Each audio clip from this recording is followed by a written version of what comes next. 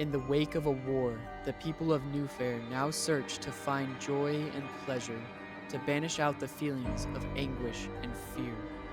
For some, this has been possible through the many activities of the Red Lamp District, while others find solace through the ascendancy or through their dedication to their work.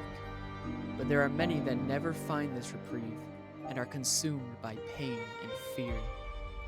As people fight to reclaim their happiness, a famous traveling circus brings excitement of something new to New Fair. There is much to find in the dazzling lights, sounds, and colors, some of fulfillment, some of terror. Many soon learn that there are new fears to gain in this show of the extreme and bizarre. As the circle enters the circus of curiosities, will they be able to look past their fears, or will they take a step toward a darkness they can never return from? Assignment number 483, The Face of Fear.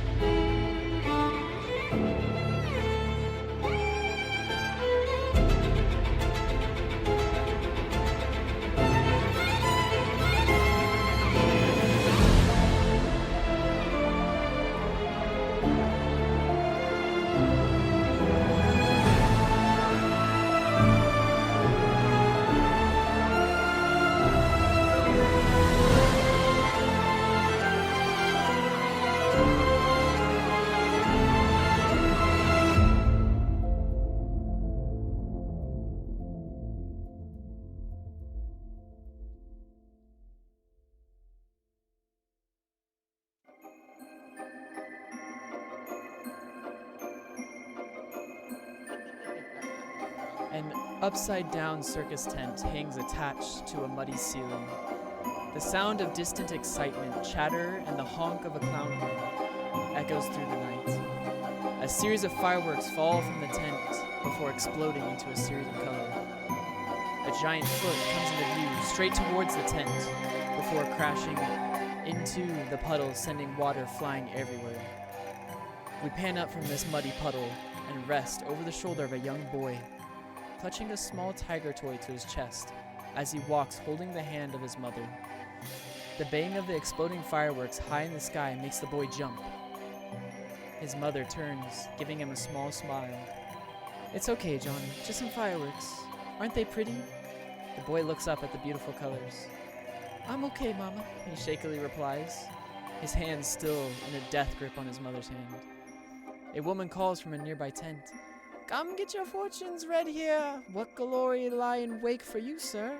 Turns to another woman. "Is there happiness in your future, man?" The boy and his parents press on towards the main tent.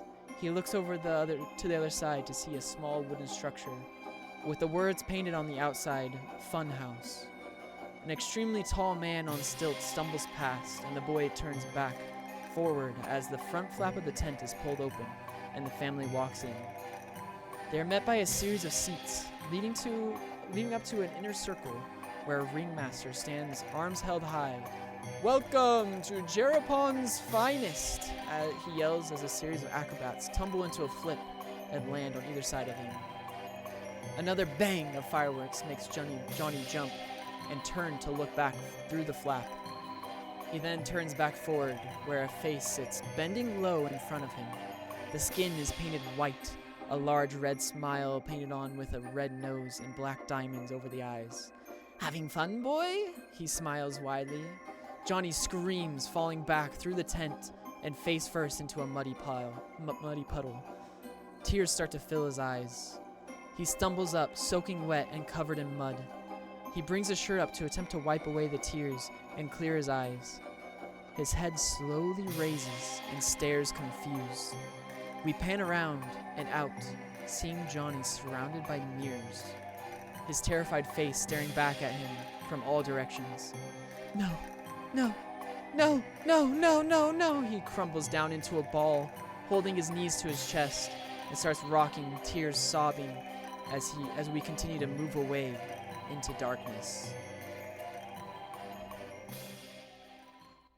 We now open on a carriage going through the streets of New Fair.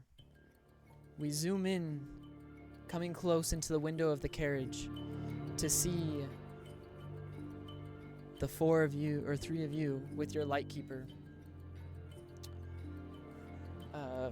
Your lightkeeper Vince. As once again you are all holding folders, looking over the information that you have just read about a boy named Johnny who's gone missing at the circus. You guys are en route to go speak to his parents, Don and Sarah Williams. As Vince turns, "We've had reports of this boy before. We've come to investigate some strange nightmares that were racking the brain of this boy. But we weren't able to find anything conclusive. It didn't seem as though there was bleed in the house, but he may have been exposed to it at some point. They're making these vivid nightmares that would actually affect the room around him. But his parents are awfully worried, and they've asked us to once again help find him during this time. Are you guys all up for it?" Ah, yes. About a circus there. I can't say I enjoy it. Finally, we can agree on something, Drake. Yes, it is a little bit unnerving of a place. You'd think something like that would be somewhere fun to go, but I don't know. It's not for me, that's for sure. As the carriage bumps along the streets, you guys approach and arrive at a small, beaten-down house. Doesn't look like the family comes from much. It's not the worst you've ever seen, but it's not the best either. It's not the mansion that you guys walked into in your last assignment. It has been a week since your last assignment. You've had time to recover and prepare yourselves for this one. Vince opens the carriage door. Since you guys will be heading out of the town towards the circus after this, we have the Candela car is on its way. It'll be taking you there a little bit faster than when these carriages can. But once again, stay safe and figure out what you can. Find this boy, bring him home safe. We'll do our best. The door to the carriage snaps shut as you all climb out, and it takes off. You then head to, we close in on the front door as you approach and knock on the door. The door opens, and there's two people standing there. There's a very tall man. He has a nice pleated shirt on and looks like he has a decent job. It wouldn't seem like he... From the house, you would think that he has a worse job than what he looks like. But it may be just because it doesn't pay much, but it requires him to look nice. The woman is in shambles, in tears. She has a shawl pulled over her shoulders and looks out towards you guys. Are you guys with Candela? Why, yes, we are. I am Professor Clyde Bigglesworth. This is my associates. I'm Jezebel. The name's Drake. The man nods. My name is Dawn, and this is my wife, Sarah. If you'll just come in, we will give you all that we can. As you guys step into this house, you see some paintings of a landscape. Looks like somewhere outside of the town. You guys continue into a small living room with just some shabby couches before you sit down, and they sit down across from you, offering you a glass of water each. Here, just make yourselves comfortable, and just let us know if there's anything that any information that you guys need. Just let us know. We wanna find our boy. Yes, that is very kind. I think the first question that we all have is, when is the last you saw your boy? We walked into the tent. The tent at the circus. He was holding my hand, and he was awfully frightened, but he wanted to go. He insisted he wanted to go, and we are just looking for something fun. It's been a rough little while. He's been a little sick, but we managed to get out there, and we bought some tickets. And as we entered the tent, he must have been looking away, but just a clown came up to greet us, and just wanting to check on the boy. He leaned down, and I guess Johnny just got scared, and he ran out of the tent. And when I went out after him, he was just gone. I don't know. I swear that I should have seen him there, but he just was gone. Where was your husband in all this? Was he with you? He was there. He was just in front of us. Just maybe one or two steps ahead. We ran out and looked all over the circus. The circus security. What was his name, honey? And the man turns. It was Wilson. Wilson something.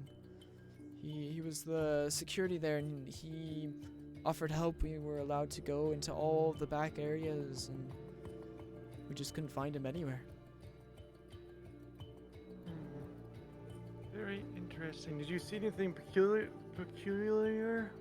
God damn that word. Sounds like you could be in one of my classes, Drake. Apart from just the circus acts themselves, which are peculiar in their own sense, a little off-putting sometimes.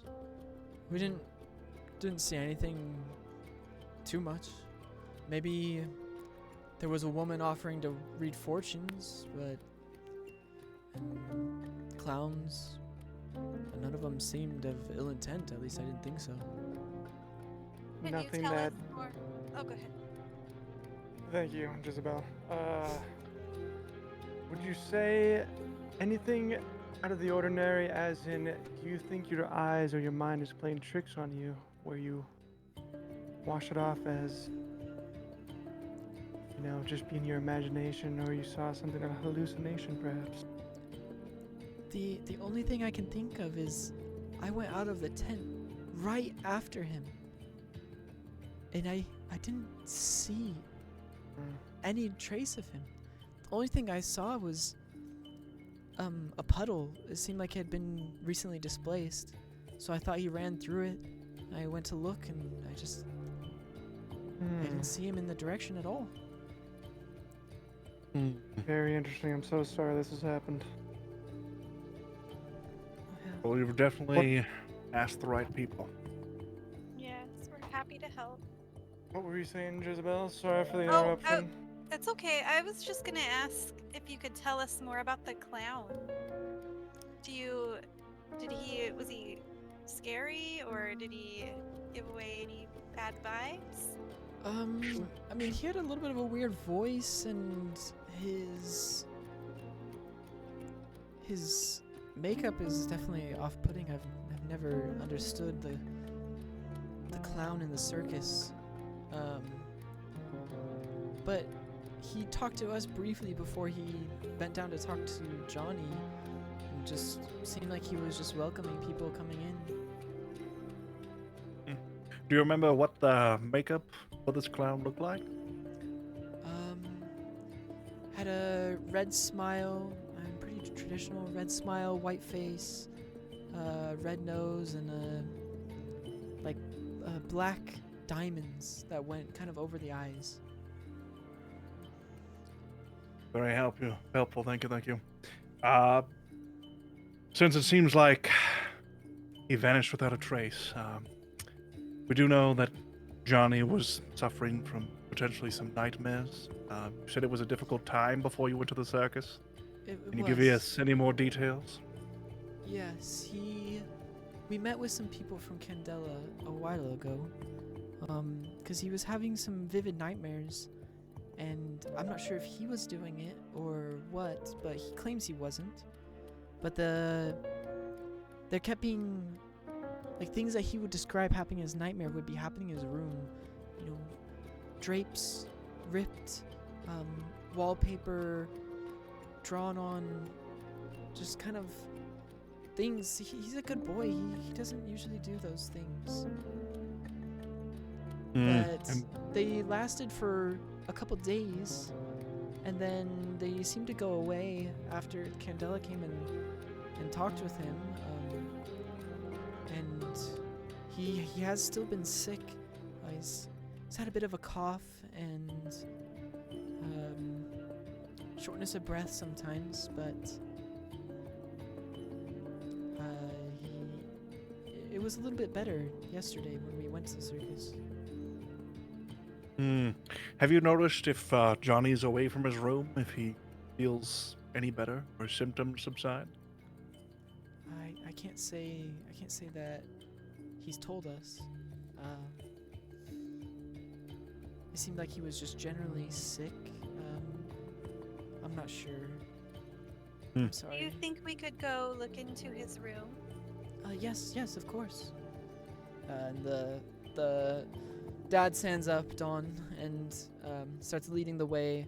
He leads you back to the back of the house, and opens the door to a pretty small room. There's a tiny little bed in it with just a little bit of stuffing and a blanket over.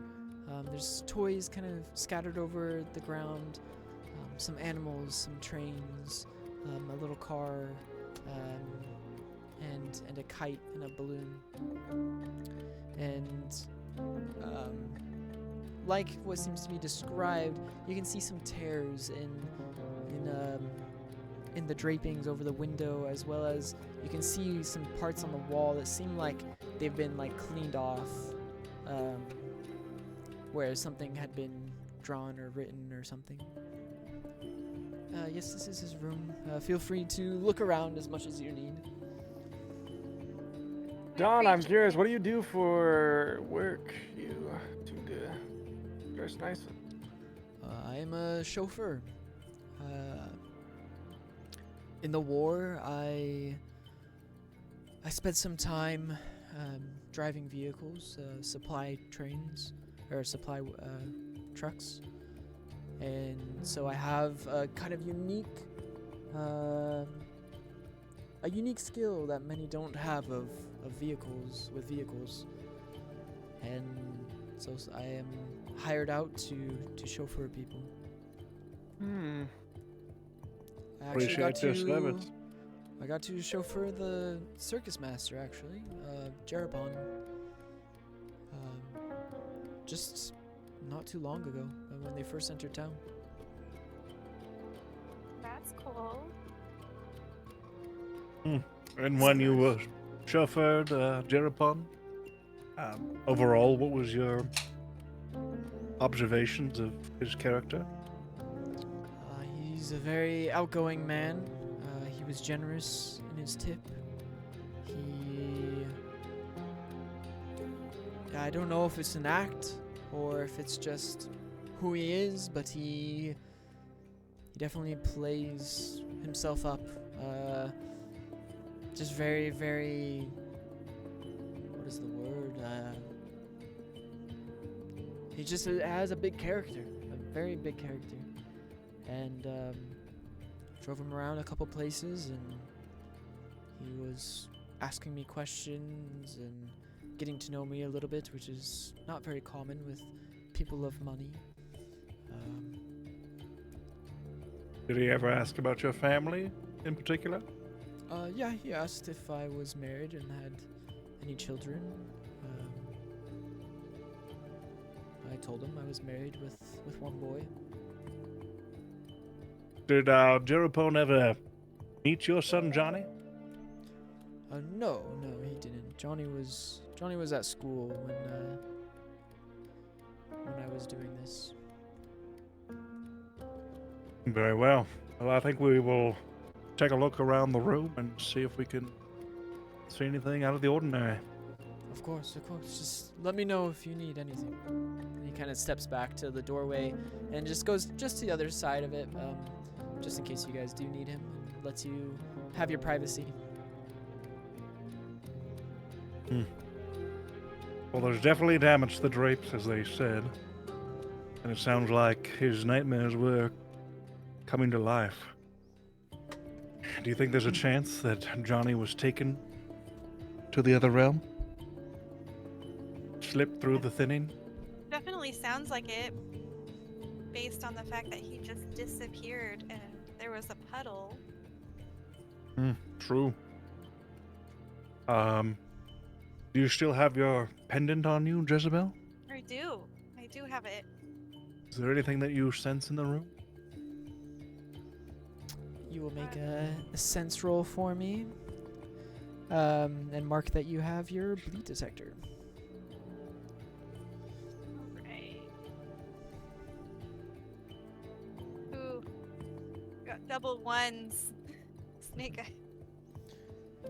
You clutch your pendant and reach into your medium sense and feel around, and nothing comes to you. You would know that if there was bleed in the room, that you would feel it.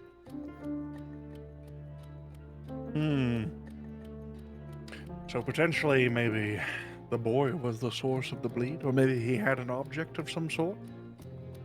Oh, good observation. But I will do a survey, if possible, around the room to see if course. there's anything that might my interest or that I could recall from my studies. Of course, go ahead. That is a 6. Nice. 6, full success. You start looking around the room, and the thing that really interests you is you go over to where something was written on the wall, and you start to inspect it. And as you do, it's mostly cleared away, but there is just the slightest bit of what you swear is a symbol you've seen in research before when researching the bleed. It's a symbol that has been known to be associated with one of the first beings that Candela Obscura dealt with when they started to deal with these thinnings. And it seems to be just slightly smudged away. Beyond that, you look at the tears in the drapings, and it definitely looks like it would have been done. It's about the right height for the boy to have done it. But it looks like from the tears it would have been done with, fingernails. Beyond that, not much. Just a bunch of toys. Some clothes. Well, there's definitely something out of the ordinary in this room. I see a symbol of one of the first creatures of the bleed in this room. Now, maybe the creature itself wasn't here, but there's a potential that maybe the boy was mind controlled. Potentially he's the one who did these deeds without him knowing. That seems quite likely. Yes, Good job, Clyde. very plausible. Yes. Potentially for evidence sake, should we get a picture of the symbol? Would I be able to show it to Drake for a photograph? You're asking Drake to take a photograph, or you're asking for if you have one you can research? Asking if Drake could take the photograph. You know how much do these bulbs cost, Clyde? Very well, I mean, ultimately I can sketch it out in my book. Evidence might not be I can take a required. picture of it. I'll have the camera. Alright. I'll buy a Look, bulb. hold it up, Clyde, so I can take a picture. You and your pricey bulbs. All right. Show him the symbol, then have him take a picture. Alright. I take the picture. Oh, Bulb, you feel Blind the Clyde in bulb. the process. you could have told me a countdown at least. Yep, you feel the bulb heat up, and then you get the picture. Slides out in like a Polaroid.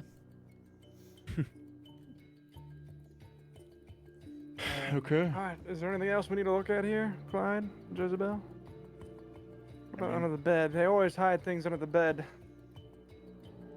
Alright. What as would you hide under Can I your do it? bed, Drake? None of your business. As you crouch down below the bed, you raise the cover or the bed skirt up just a slice a bit, and you see nothing. It is clean, just maybe some dust. Disappointing. Guess not all little boys are like you, huh, Drake? He surely took what was there before. Is there a nearby toy chest that we could potentially look through? Yep, there's a little toy chest. It's pretty small, just like a little box. As you walk over and open it up, there's some toy soldiers, a couple more cars. It seems like maybe the boy has become a little bit interested in and fascinated by the cars that his dad is driving. You don't know, maybe his dad got these because of his link to driving so many cars, whatever it is. But he has several of these toy cars. And a couple animals. One elephant, one monkey. Seems like more like safari type animals. And then a little toy top as well.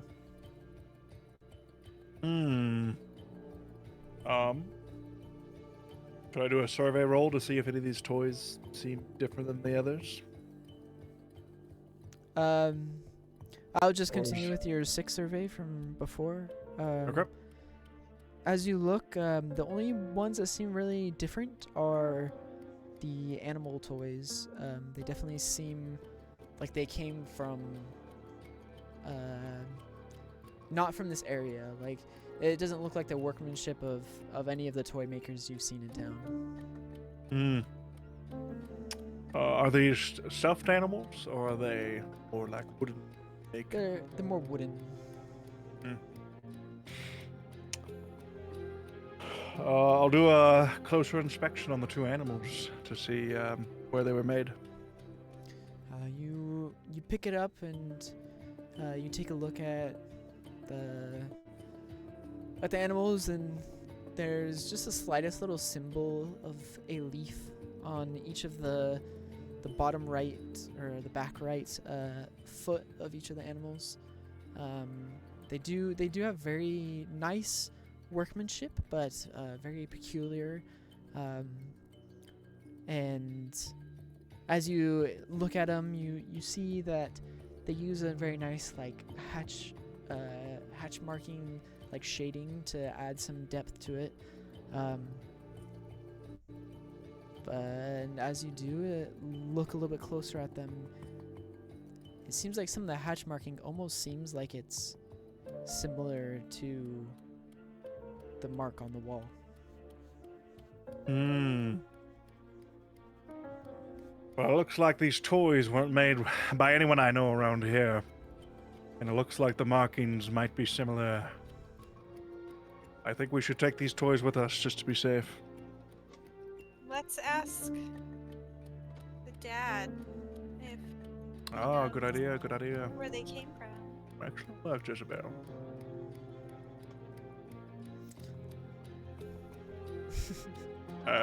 What's his name, Dom? Dawn, Thank yeah. you, that's what I was looking for.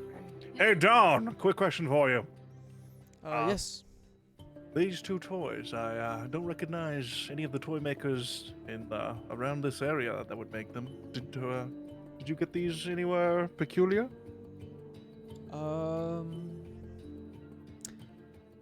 Where did those come from? Oh, of course. Those, Jerpon gave those to me to give to him. Hmm. I forgot about that, actually. Well, next time when we ask you questions, try not to forget details. I'm sorry, I'm sorry. It's just your boy's life on the line, Don. I had forgotten that those even existed. I don't see him playing with them very often.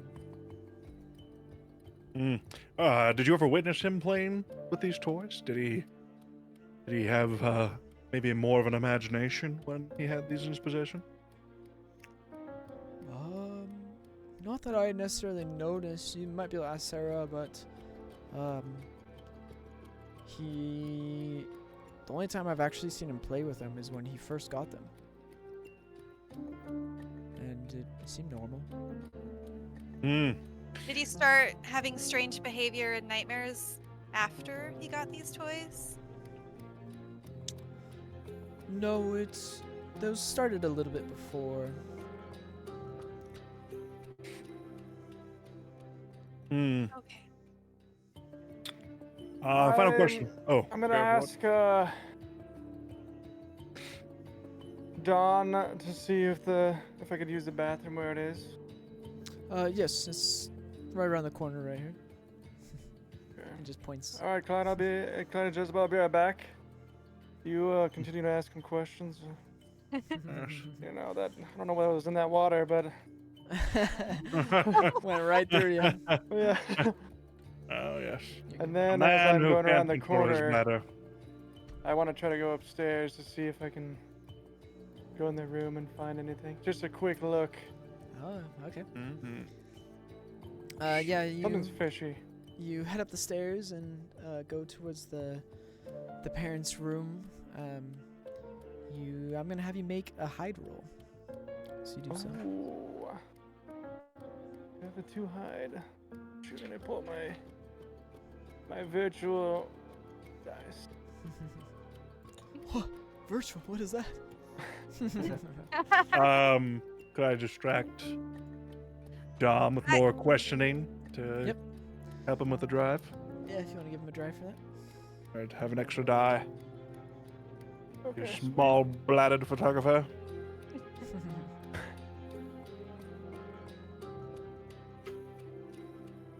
Apologies. You're good. 3 No die. worries. That's Dom, you tell me 16, 5. right now. Ah, my stomach. You rolled a 6 and a 5, you said? 6, 2, 5. So I guess it takes Alright. 5. That you managed to slip past the living room where Sarah's still sitting, but she's turned looking out the window, and doesn't seem to notice you creep by at all. You head up the stairs and into their bedroom, kind of half closing the door behind you, and start looking around. It's a slightly bigger bed, not terribly large. There's a little small jewelry box with that's open with a couple rings and necklaces in it. There's a wardrobe pushed up against one side, as well as a small desk with a couple letters and writing utensils and a couple books of literature. And apart from that, it seems relatively pretty clean, pretty barren. There's one picture on the wall of one painted picture of maybe a grandparent or parent or something.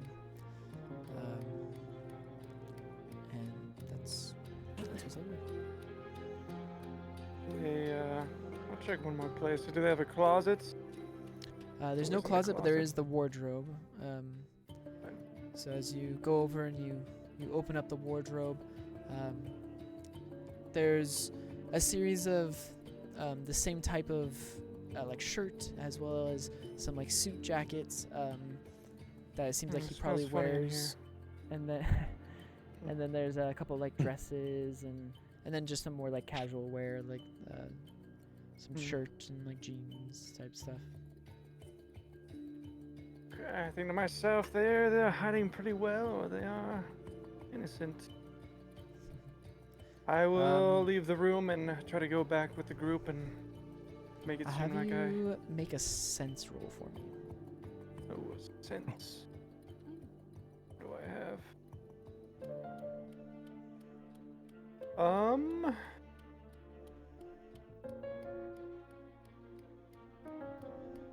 have one die. Oh, baby.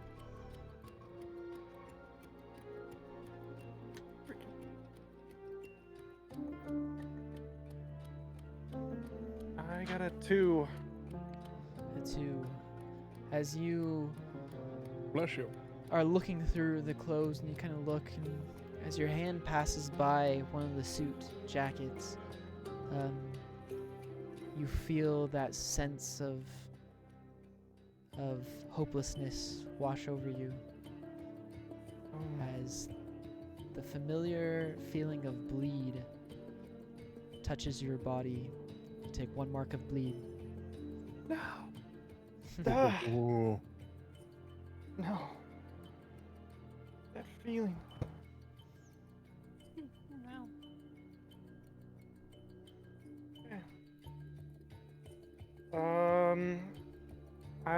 Even though I took the bleed and I feel the way I do, I try to look and investigate the pocket that I felt. So I have to now. As you do,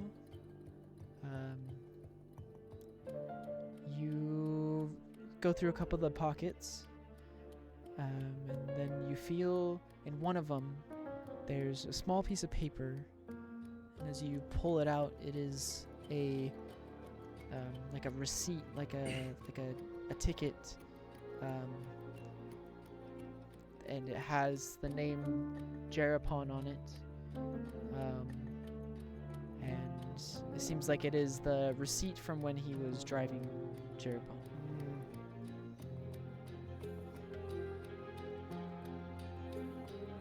I sigh in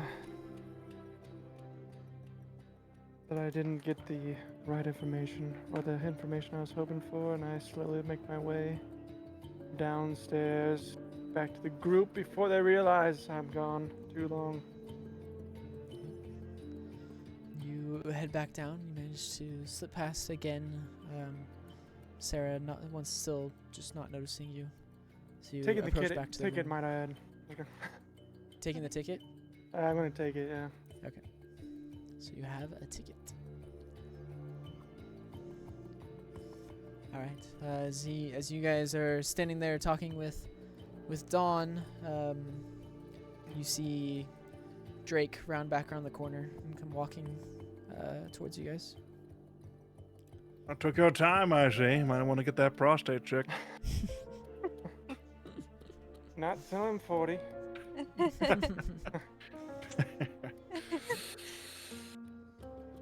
Well, other than the things we found, I'm not sure if there's anything else we need to look at in this home. I do want to speak to this Jerapone fella, though. Absolutely. Yeah. I mean, the circus is still running through. I think they leave tomorrow or the day after, so I'm sure he's there. I think the circus is going on right now, as far as I know. Let's It- go to the circus. Before we leave, Don, would we be able to check your car just to see if potentially any of your passengers brought something that made your boy ill? I personally don't have a car. It's the company that I work for that services out. We drive their cars. If you would like to go inspect them, I could give you the address and let them know that you're coming. We'll take the address. He walks over and finds like a small business card and hands it to you, and then says, "Is there anything else that you need from us?" He also Not to probably- my knowledge. I think we have a lot of good information. Very well. Yep, thank you for your please- hospitality, Don. I very much needed your bathroom. You saved me. Of course. Just I hope that you guys can find our boy. And he grabs a piece of paper and writes just a brief message on it saying that he's like giving you guys permission, and he writes down the like cab numbers for the ones that he would that he drives. Perfect. Thank you, Don. We really appreciate you, and we hope to find your son. Yeah. Thank you. You sure that there aren't any last-minute details you're forgetting again, Don?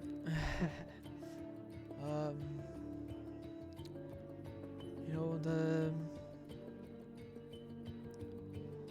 only thing that really came up is, or I can think of, is, you know, when my boy was having those nightmares, those same nights, I had some weird dreams too, but it was just one of the nights, and nothing happened in our room or for us. I'm not sure if that is of any use. It's just, Do you remember what you dreamt about, by chance? there was just it just seemed like a normal day. You know, I was driving in my car, chauffeuring someone. It was a lady, and as I was driving through the streets, I just asked her a question. I went to look back over my shoulder, and instead of just her there was a shadow behind her, just looking at me with these glowing red eyes. And I startled, and it was about that moment that I woke up to our boy screaming. And when I went back to sleep, I didn't dream of anything at all.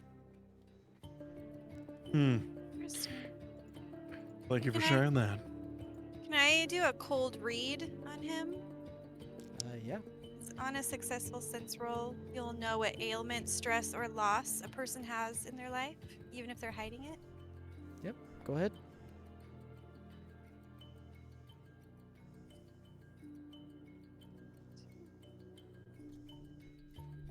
Ooh, 3 and 3. My senses are off. Yeah, you kind of take a moment and try and sense kind of what's going on. But I mean, as far as your knowledge, it seems as though there's nothing more beyond. Like, he doesn't know that there's anything too crazy about that. He just thinks it was a bad dream. Okay. Well, we appreciate you. And I think maybe we should go to the circus? We can either do the circus or go check Dom's vehicles to see if Jerapone left any other toys of a peculiar make. Yeah. What do we think? What do you think, Drake? Yeah, we are go get the tiebreaker. cars. That way, if we do find any information, we can use it more accessibly at the circus. It Perfect. is there. Let's head to the cars.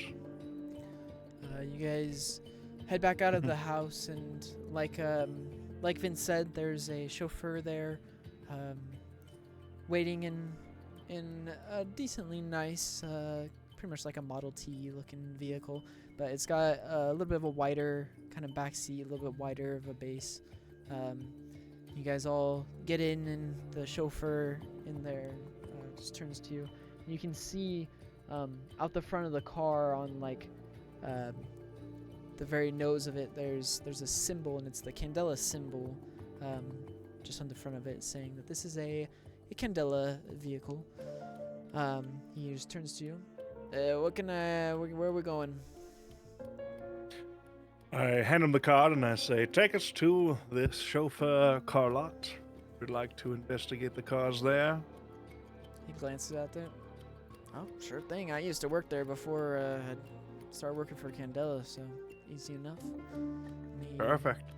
cranks on the engine, and you guys head on out. It is faster than the carriage and buggy, but none of you have really been in vehicles or cars very much, so it is a very kind of scary sensation compared to the kind of the more even-keeled, like slow and steady of a carriage. Oh, these blasted rides. I always feel so unnatural. But I must marvel at the ingenuity. So what do we think about that house? Seemed like how was your bathroom visit there, Drake? I didn't go to the bathroom. That you might have probably Ha! gathered. I should have known. I Your I belt went up to buckle their and room and zipper was in the same I spot. didn't. Weird of you to notice. I am the Always check. professor, Jezebel. I made sure to leave the toilet seat up just to make it more Oh, believable. Sarah's gonna be mad. I at went Tom. upstairs into their room, and they, of course, have lots of jewelry that is rich. Did you take I knew- some? I did not. I went into their wardrobe, and I felt that bleed sensation. There and was it bleed? from his. I felt that feeling. I don't know if it was quite there, but it definitely seems like it came from the ticket that I found in the pocket of Don's jacket of the receipt from the name Jerapone? Jericho. I knew it. I So knew that it seems like she- it's him or something related to him. For being so high up in the circus, he took a little too much of an interest in this chauffeur and his family, for my taste. I agree. I agree. It's weird that he gave him animals. Very true. Well, I think we're almost to the car lot. Hopefully we'll find something there.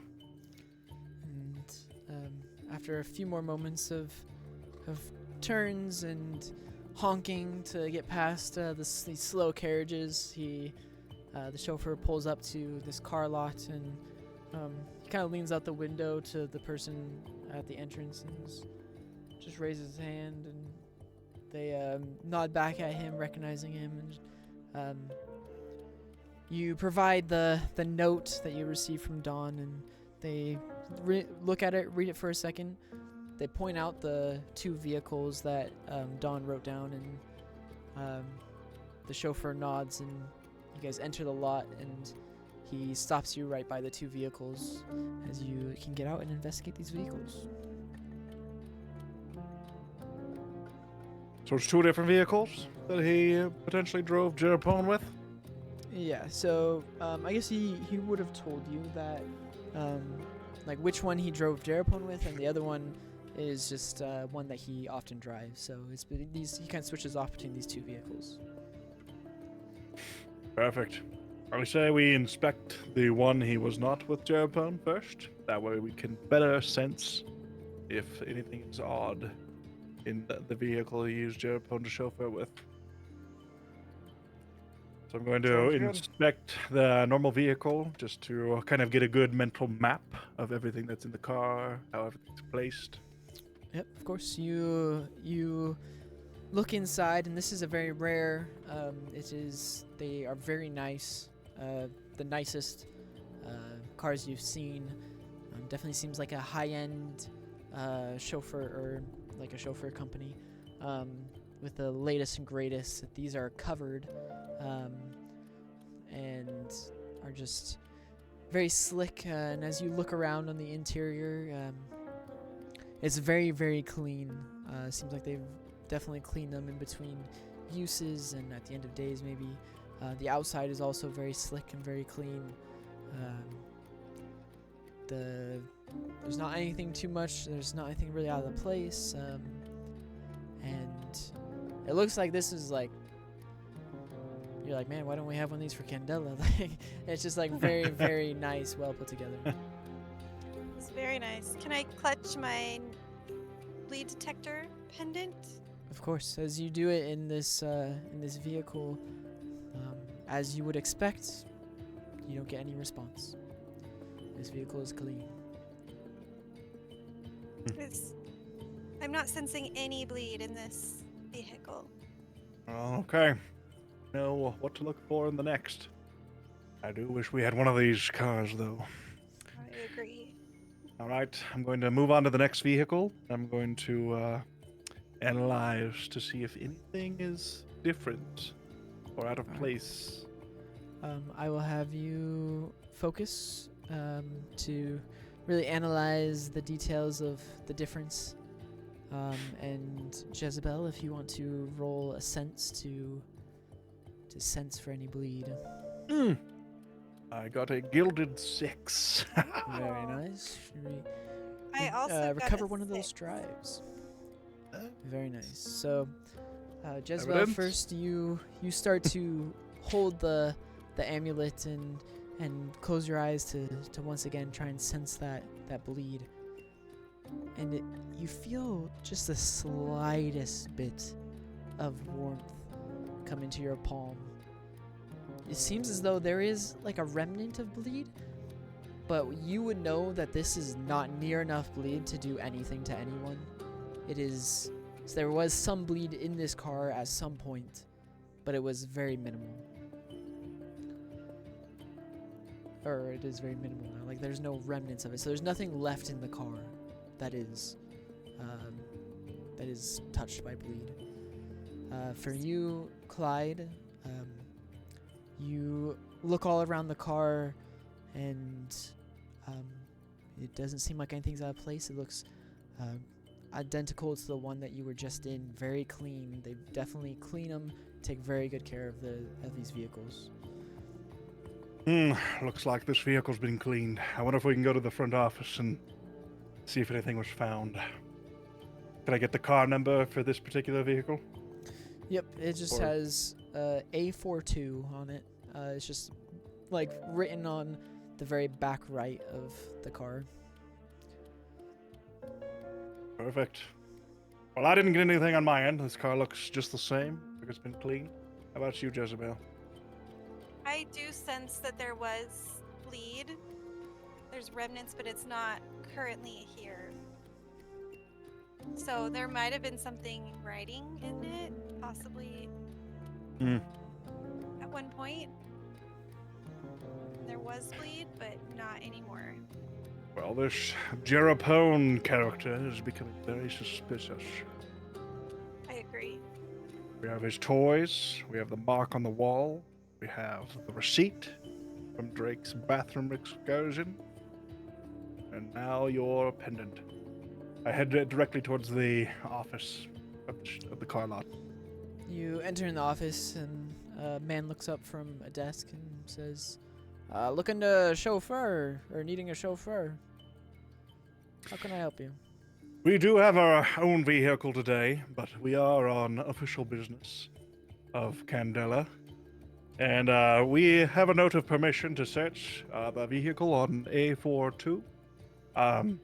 But I did notice that you did a mighty fine job at cleaning the vehicle, and wanted to see if anything was either identified or taken that wasn't supposed to be there during the cleaning process. A42, you say? And that Yes, sir. organization, Candela. What in the world is that? Never heard of that. Well, as you see our chauffeur driver over there, I think you know our fellow. He is Kinda he glances works out for the he window works around for us. He now works for us, and he had many good things to say about this fine establishment, I would say. Oh, very good. Yeah, I do know Garrett out there. He was a good worker. Sad to see him go. All right, A42. He kind of grabs out like a cleaning inspection book and flips back a couple quite a few pages, and it's like A42. And he looks at the page. He's like, "What? Do you know about roundabouts? What time this is supposed to be going out? Because this car has been used several times."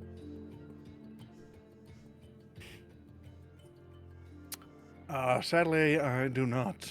I do know the passenger, though, if that would help. Yes, that would certainly help.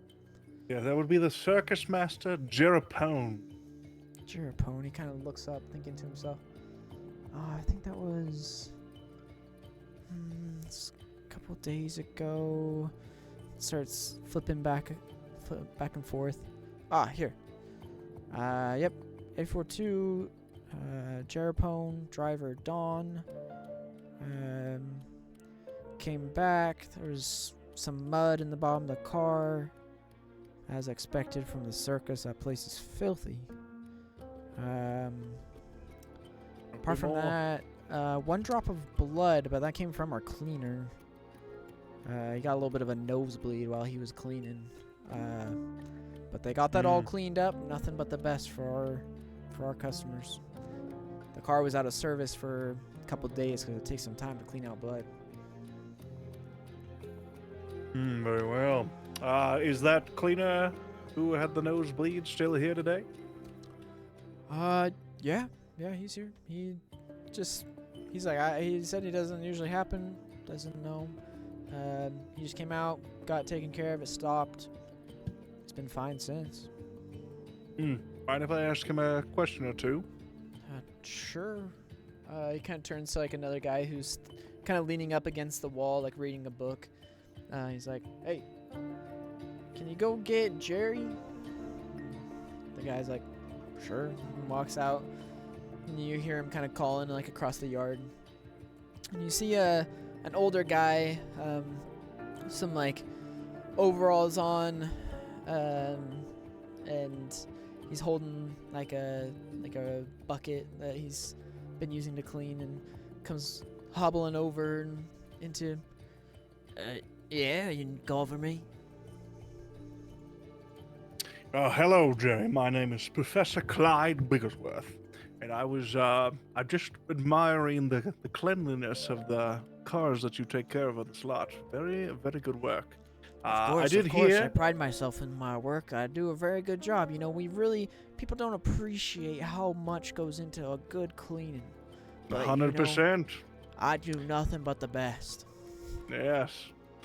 Which is why it was unfortunate to hear that you did have a drop of blood from a nosebleed the other day. It doesn't sound like that's a common occurrence for you.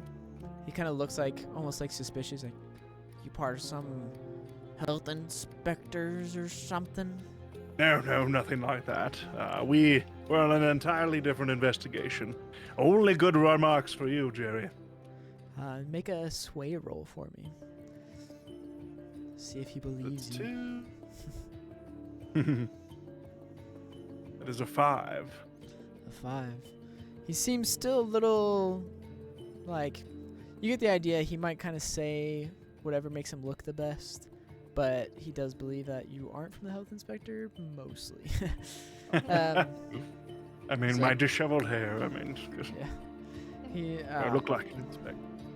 It did happen, but I got it cleaned up as we do, all by code. Yeah, it was a strange incident, but it happened. Yes, and really I don't care about the cleaning per se. I just want to know why did you feel that way? You know, what came, were you feeling ill that day? Was it only when you worked on the car, A24 or A42, apologies?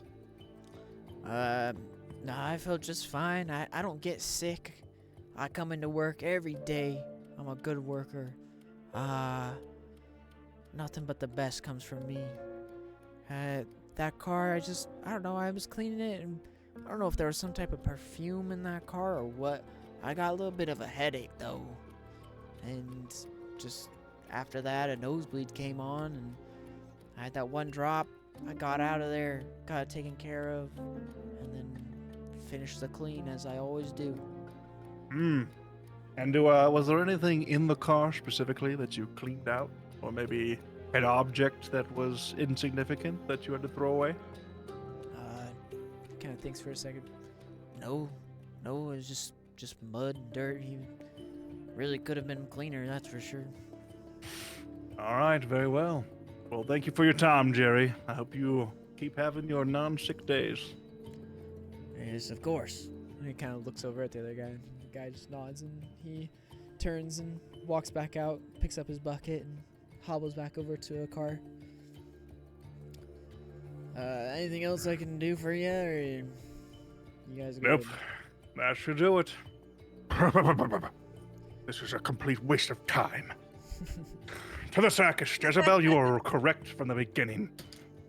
You guys head out and get back in the car and head out towards the circus. And we see the camera pan away from you guys as you leave the lot, and you see some time pass by as you drive outside of the town, and the headlights are switched on as the sun is starting to go down, and you arrive to the circus. He pulls up, and there is... And while we're driving, I'm going to Go use ahead. my chemical concoction to make an acidic vial full of...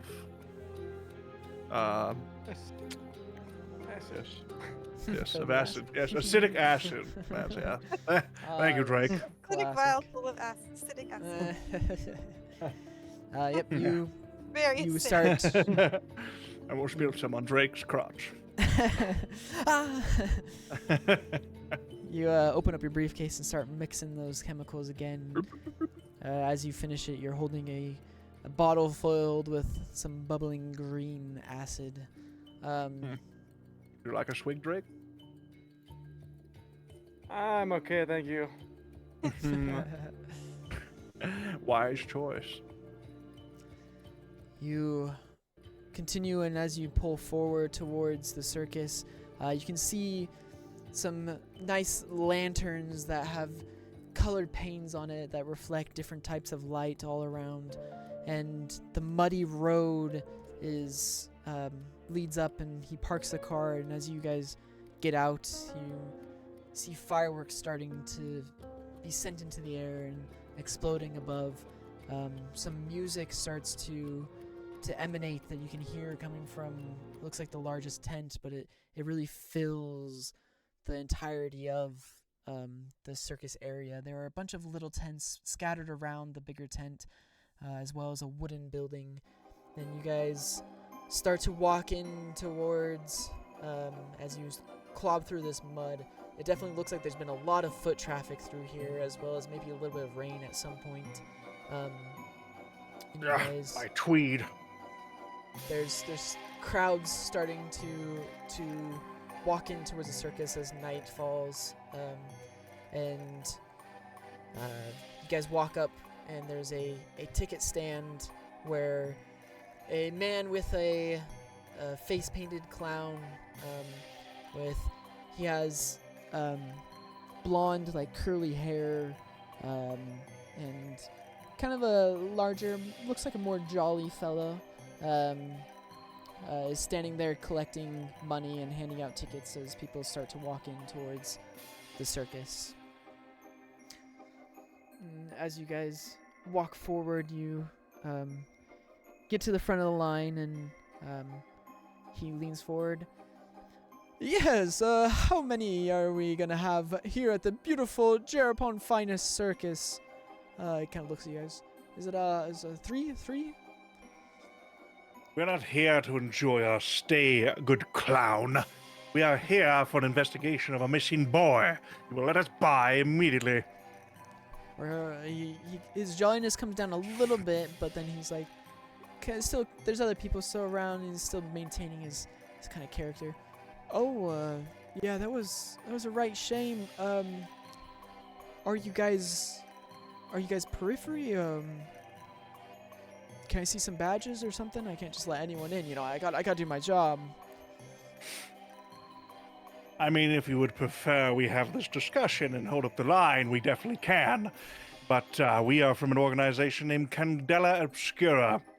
And if you want me to go into the details, which might go over your head, we can definitely stand here for the next 30 minutes while I give you a lecture. Or you could just have us go by so we can continue our duties. All right, make a sway roll. Ooh. A 4. A 4. That's a mixed success. Yeah, I hear me out, man. I don't want to hold up the line or anything. I just gotta make sure I do my job. So he kind of looks over and it's like, hey, Wilson, and you see a very broad, burly man come walking over, and he's like, hey, I think you need to talk to these people, and then he kind of ushers you to the side, and you guys enter into the circus as this larger man, Wilson, that you did hear the name of as being the circus security, walk towards you guys. What's the problem here? Ah, you're Wilson, are you? I I heard you were here the night that the boy went missing. We have been hired by the family as well as others to investigate the missing occurrence of Johnny. Can you tell me what you were doing that night? Yeah, it was just any other circus night for me. I walk the grounds. I make sure everyone is staying safe. I make sure our workers are safe, the tents are safe, and no one is coming in here with ill intent. I think that night we had to kick out a couple rowdy drunkards. I just finished kicking them out when I heard some screams, so of course I came running over to find a mother and her husband just looking for a boy. They said that he had just slipped out and then he was gone. I immediately had one of my fellow workers go over to the entrance to stop anyone trying to leave if they saw any boy. I asked them what happened. I worked with them to retrace their steps of where he might have gone, anywhere. She said that she saw him maybe go towards a puddle, or maybe the puddle, I don't know. She said something weird. It was something like that the puddle seemed like it had been disturbed, but he wasn't there. So we checked in that direction. The fun house was there. We did a sweep of the fun house and didn't find him in there. So I really don't know. It doesn't seem like there's any trace of him. I don't even know if really the lady had a boy, to be honest, because it just seems like he vanished. Would you be able to take us over to the place where he last was?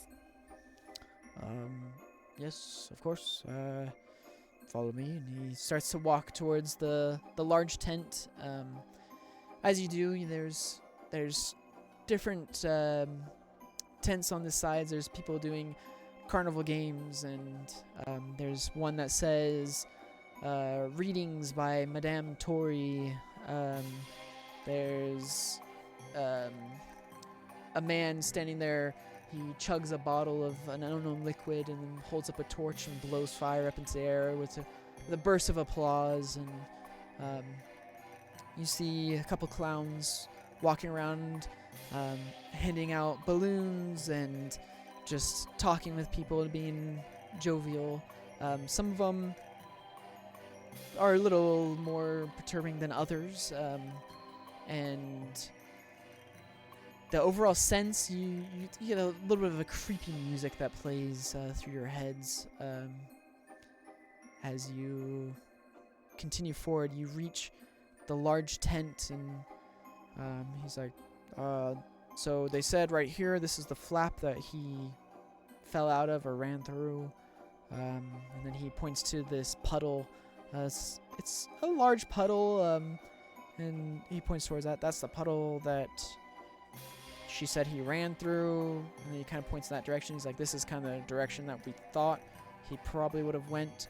You guys can see that it is kind of in the direction of like the fun house, and then to the left of it there is a forest that is just beyond the edge of the circus. But it's a good like 50 yards away from the tent. He's like, we thought maybe he could have ran into the woods, but with the timing it would have not, unless he's the fastest man alive, I don't think he would have made it there before his mother came out of the tent. We did searched the very outskirts of it, but didn't see anything.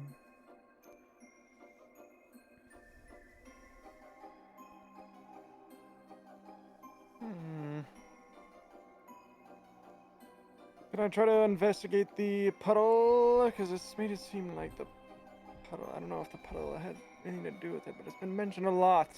Of course, you can make a survey roll.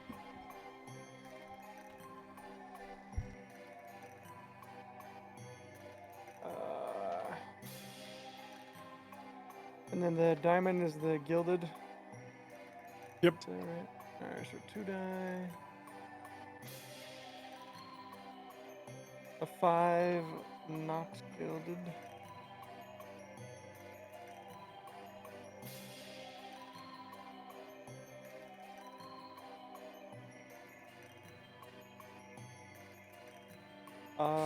Do you hear me? 5 non-gilded. Yes, it looks like I had to pee. All right. the voice in our head has gone. I see. Let's just say he's got a bladder the size of Drake. Yeah. So as you bend down and inspect the puddle, you look in it. It does seem like a puddle of mud. But as the light kind of reflects off it, you get a similar feeling to kind of that you did a week ago as you were looking through a factory and you saw a flash of light and a kind of a bluish green glimmer. And as you inspect the top of this puddle as the light reflects off it, you almost feel like you see just the slightest bit of that glimmer again. Can I do a bleed detector with my necklace? Of course, as you walk close to, I'll have you make a sense roll just for how much Yeah. you're able to tell from this. I got a 6. 6, beautiful. You walk towards it and kind of lean in and sense again, and if it grows warm. It is stronger than what you felt at the car, but it doesn't feel like the source of it, if that makes sense. Absolutely. It's interesting. So there was bleed in this area and it's gone. So maybe I wonder if the clown had something to do with this. But there's not currently bleed. The clown that talked to the boy in question, I talked to him. He kind of explained what happened. His name is Xander. He kind of looks up and looks around. Where is he supposed to be today? I think he is stationed outside of Madame Tori's back there. If you would like to speak with him, he should be somewhere in that area. That would be great. We'd love to speak to him. Very well. And he leads you guys back there. Before we leave, I'm going to Go ahead. take out a bleed containment vial and scoop up the portion of bleed in the puddle that I can see. Very good. Make a control roll for me. To do this carefully. That's 2. That is a 6. Alright, Luck is with me tonight. you manage to fill up a vial with some of the water. And as you hold it up to the light, you do see that little bit of glimmer of the bluish green color that reflects off of the water. You guys walk towards the tent that you passed by earlier that says Madame make an ad. Classic carnivals. I was always showing Take ads. my money. Get But good. as you walk towards, you see Madame Tori's, and then underneath it says palm readings, crystal ball, glimpses into the future, tarot cards, and standing just to the side of it, there's a clown there juggling, doing it quite nimbly. the face paint, just as was described by Dawn and Sarah. I And- know Madame Tori. Oh, I was going to ask. I would like to go speak to her really quick if I could. All right, what are your thoughts on Madame Tori? She is very.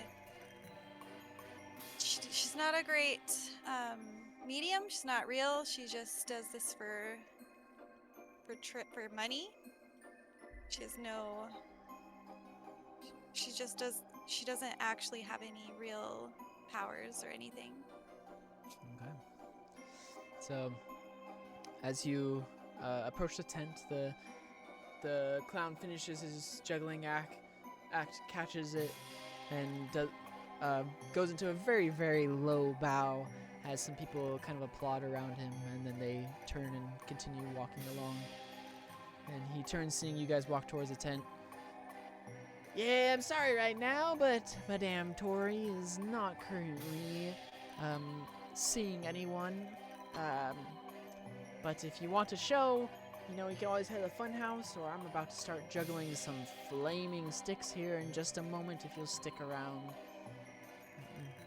You wouldn't happen to be able to make anything disappear, would you? Disappear? You think I'm some sort of magician?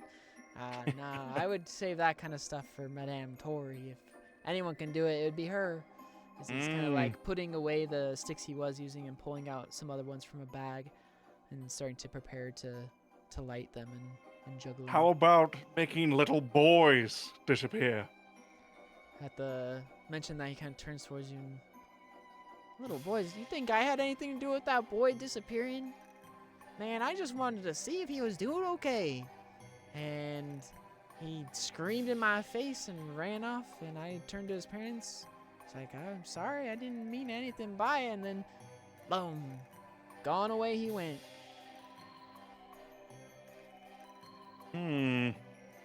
Have any other little children gone missing in this fine establishment?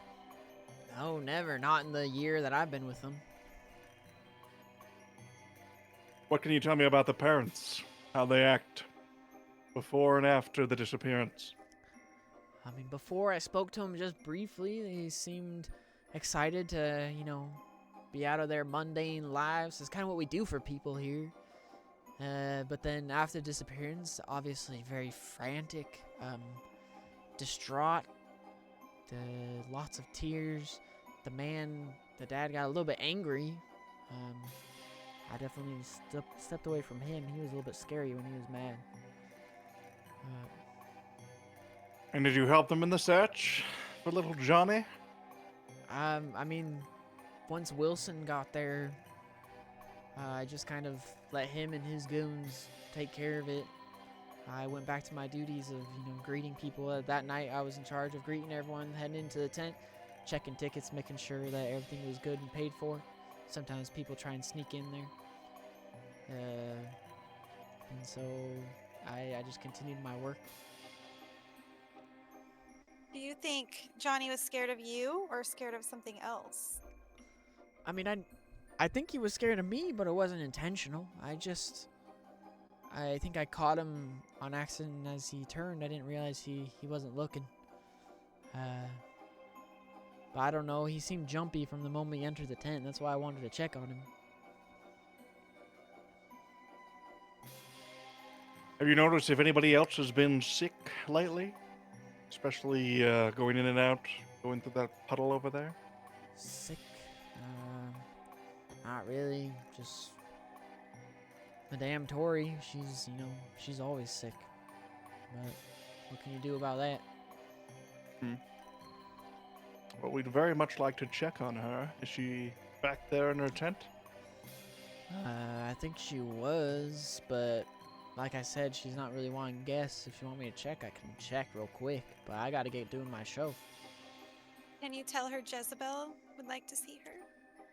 Yeah, Jezebel what? Jezebel. Jezebel. Okay, I'll see if she's in. And he kind of turns and like walks into the tent real quick and looks in, and a couple moments pass by. And then he steps back out. I guess she's not in there. I don't know. I thought she was, but I don't see her right now. Sorry. Do you think you could lead us to Jerapon? Jeroboam, he kind of looks, and Wilson is still standing there, and Wilson's like, yeah, I can take you to Jeroboam. He's back getting ready for his performance for the night. If you'll follow me this way. And Xander looks at you guys and, best of luck to you guys. And he pulls out a couple matches, strikes a couple matches, and starts lighting the ends of these sticks, and before he starts going to a routine of juggling them that starts to draw a little crowd of people. As you guys walk around the edge of the tent, you guys kind of go into the areas that are the back scenes of the circus. There's carriages and boxes, and there's cages where animals are kept. There's a man walking around kind of feeding some of the animals and putting different types of decorations on them or painting on the side of them. Kind of looks at you guys as you walk up, nods at Wilson, and continues back with his work. You continue back towards a small carriage that is at the very back, and it has kind of an ad for the circus colored on the side of it. It's very bright and red and has in big words, Jeroboam's finest. And Wilson walks up and knocks on the door, and after a moment, the door is thrust open, and you see a very jolly man with slick back hair and just well put together. Definitely looks like he wants to be presenting well. Says, "Yes, how can I help you?" By looking at all you.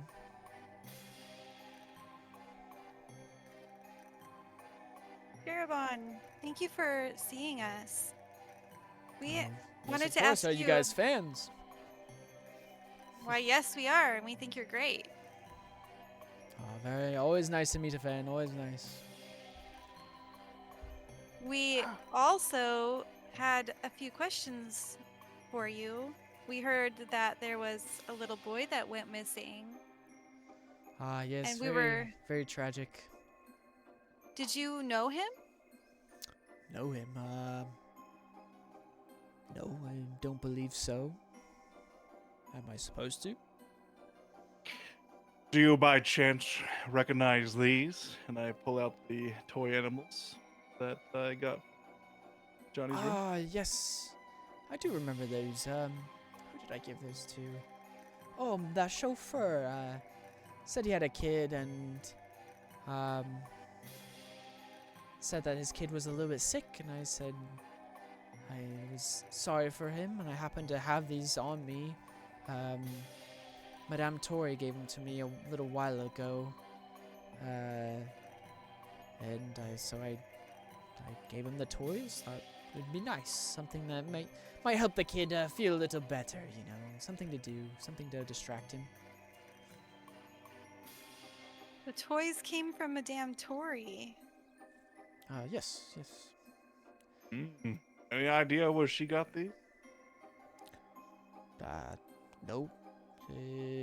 She just said that she knows I like to collect rarities, and she gave them to me, and I looked at them and said, "These are rare." Oh, I didn't say it. I thought it in my mind, but I don't want to upset her. She's often ill, and she brings in a lot of money for the circus, So I just said thank you. Went on my way. I went out, got my car, went into the city, met with a few people, a few dignitaries, and just was like, I figured they would be better for a young child than a collector of rarities. Did you by chance feel a little bit off or any different? Maybe a tad ill? Why you had these toys on? Jeroboam, the finest?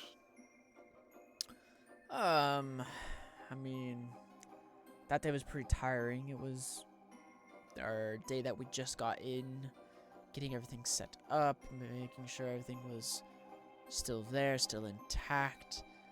By the time I got in the car, I was feeling quite tired, but nothing too out of the norm.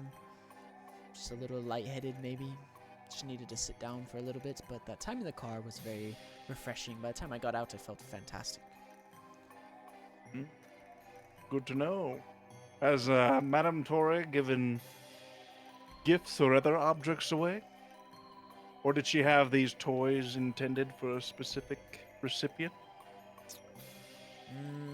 I mean, I think the only person that she intended them for was me, I think.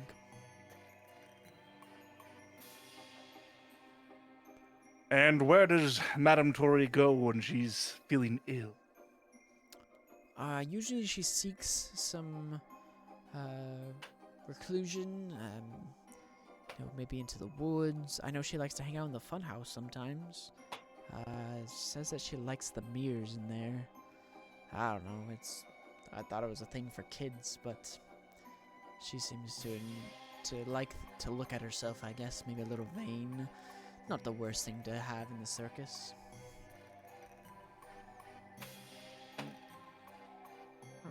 Well, we appreciate you for talking to us. Yes, of course. Anything that you need from me, let me know, and enjoy your time at the circus. Oh, we will. And I'm he sure you'll make turns a back. killing. Yeah, his smile falters a little bit at that kind of intention. Then she closes the door behind him as Wilson turns.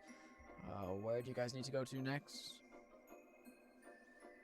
We really need to talk to Madame Tori. Can you take us to the funhouse? Yes, of course. I think it's shut down right now. There was, I think, one of the mirrors was broken, I believe. So they were cleaning up in there. Right this way. He leads you back around the side of the tent and towards the wooden funhouse. And sure enough, they do have it closed off. They have another clown standing there, kind of anyone that walks up, kind of explaining and gesturing onwards towards the large tent. As you guys all step towards the funhouse, and the clown just kind of looks at Wilson walking up like he doesn't know if he should get out of the way or if what's going on, and Wilson just kind of like waves his hand for him to just kind of step aside. And he's like, here's the funhouse. It's I asked that clown that we just walked by. Have you seen Madame Torre? Did she come by the funhouse? Yeah, I think she went in there, was helping with the cleanup, I think. Very well, thank you, good sir. Yeah, of course. And we head into the funhouse. You guys walk on in, and immediately, it feels off. Things feel strange, as a funhouse kind of does. But even more so, it's not just the fact of, the twisting corridors and the different optical illusions that are placed in there. You guys just have a feeling in your gut that this place is not friendly. And you walk inwards, and as you walk through the main door, you start to weave between almost like a maze. And as you do, you're seeing different spinning colors and things that make your head feel a little woozy as you do. You then walk into or turn a corner and immediately see yourselves all standing there looking back at you as you see a series of mirrors. And as you start to walk into the mirrors, you see that there's pathways through the mirrors. And as you start to follow the pathways, you turn here, turn there. And then you're like, this doesn't seem right. This seems like a dead end. So you turn around and start to head back. But it doesn't seem right. You're like, didn't we turn right here? No. Left? Left. You turn left and start walking your way through. Drake, did you take us down a wrong turn? I'm just Always. following you, old man. I don't know where we're going. Well, Been obviously, lurking I and just analyzing. hit a dead end. You know I- a way out. You're in the back. I trusted you. You always give me a hard time saying you can do everything. And as a layer look of where that gets us. frustration starts to enter into your guys' brains, it feels more like, why am I this mad about getting turned around in a fun house? As you all take a point of brain. And you start to turn around, then it hits you for a second, or you start to feel, have I been here before? As you start to make your way through, making turn after turn after turn, but you don't seem to find an exit. All you find is yourselves, getting more and more frustrated, staring at your own face, before you start to feel like, do I even recognize myself? As you look into the mirrors and you see different changes in your appearance. The color of your clothes seems different. Do you look more aged now? Do you look younger? Are you changing? What is real? What is fake? What is an illusion? What is perhaps bleed? So what do you guys do? Just Make sure we Well- stay together and Yes, we need to stay together. I think we should immediately split up. I would like to clutch my bleed detector necklace. You, I'm gonna have to make a sense roll for this. Sense roll. I did take another scar from the brain. I had 3 already from the last time. Oh Ooh. no. So as this frustration is, you feel yourself boiling over Oh no. as you suddenly get Drake. lightheaded. And Ah! you guys see Drake drop to the floor in a similar aspect as you saw last week. And you Ah, go bend over him, and after a moment Drake! he comes back to. get away from me! I was just poking fun. Usually you don't get this sensitive. Are you okay? This overwhelming feeling in my head. I feel like I'm changing on the inside. It's just affecting me Changing? more than I thought it would. Sounds like you just need some ibuprofen.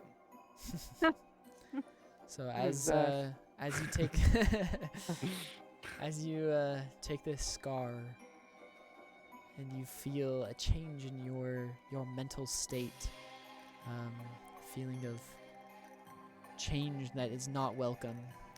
What are the changes you're making to your skills, your actions? Oh, yeah, true. If you need a moment, that is fine.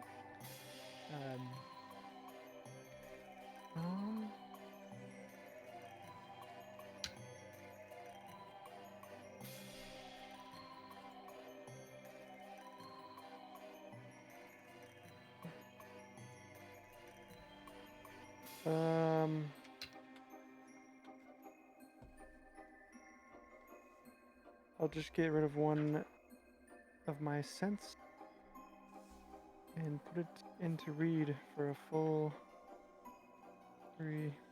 So as you feel this, you're feeling like this change has to be coming from this bleed, from this magic. You feel the desire to not have anything to do with it anymore.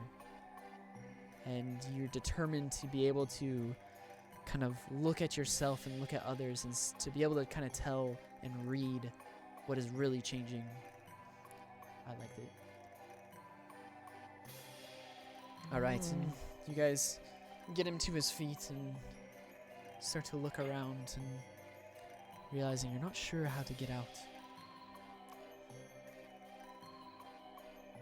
Which way did we come in, Claude? Was it left or right? I believe Where the we hell took- are we? we always take a right. Right is always the correct way. Have you guys been seeing yourself in the mirror changing? Yes. Gosh, becoming very Oh, attractive. Holding the house cup. Yeah. You're very sad. The sorcerer's step. Um, I seemed to was getting older or younger. And I might have seen my dad or something. I might be seeing things though. Jezebel, you made a sense roll, right? What was Yes. the outcome of that?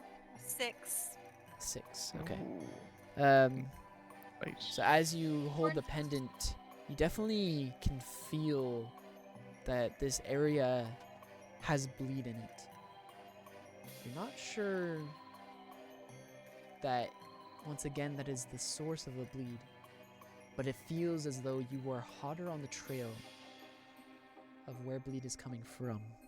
You can feel it kind of in a certain direction, but you can't go too straight to it as the mirrors are in the way.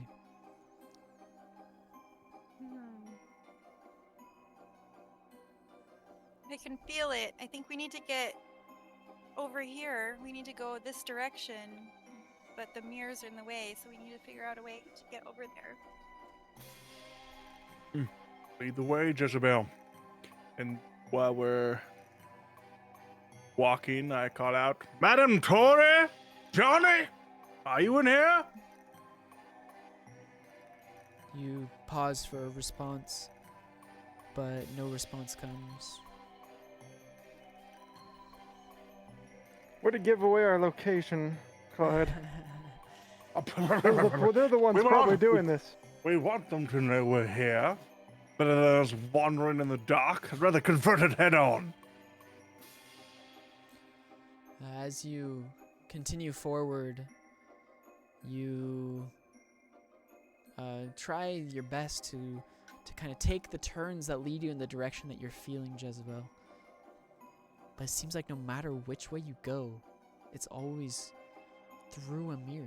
You just can't quite reach it to the other side. I think I should start maybe grabbing a hand weapon and breaking these mirrors. I'm kind of freaking out a little bit here. I don't blame you. I touched the mirror. What happens when I touch the mirror? You go lay your hand on the mirror. It's a mirror. Nothing special. Nice powers you have there, Jezebel.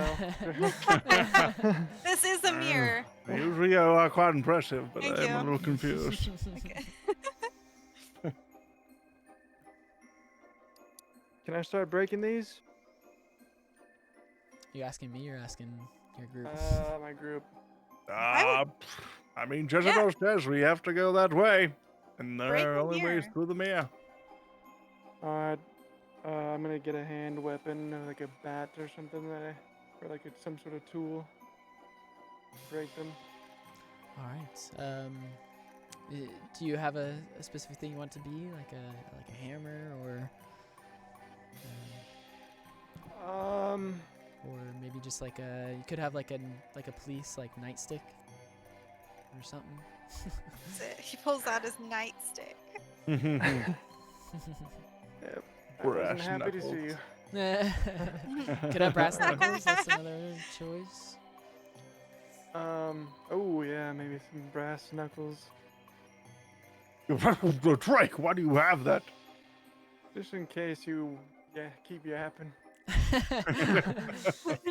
Now get out of the way, Well- Jezebel. I don't want you to Journalist.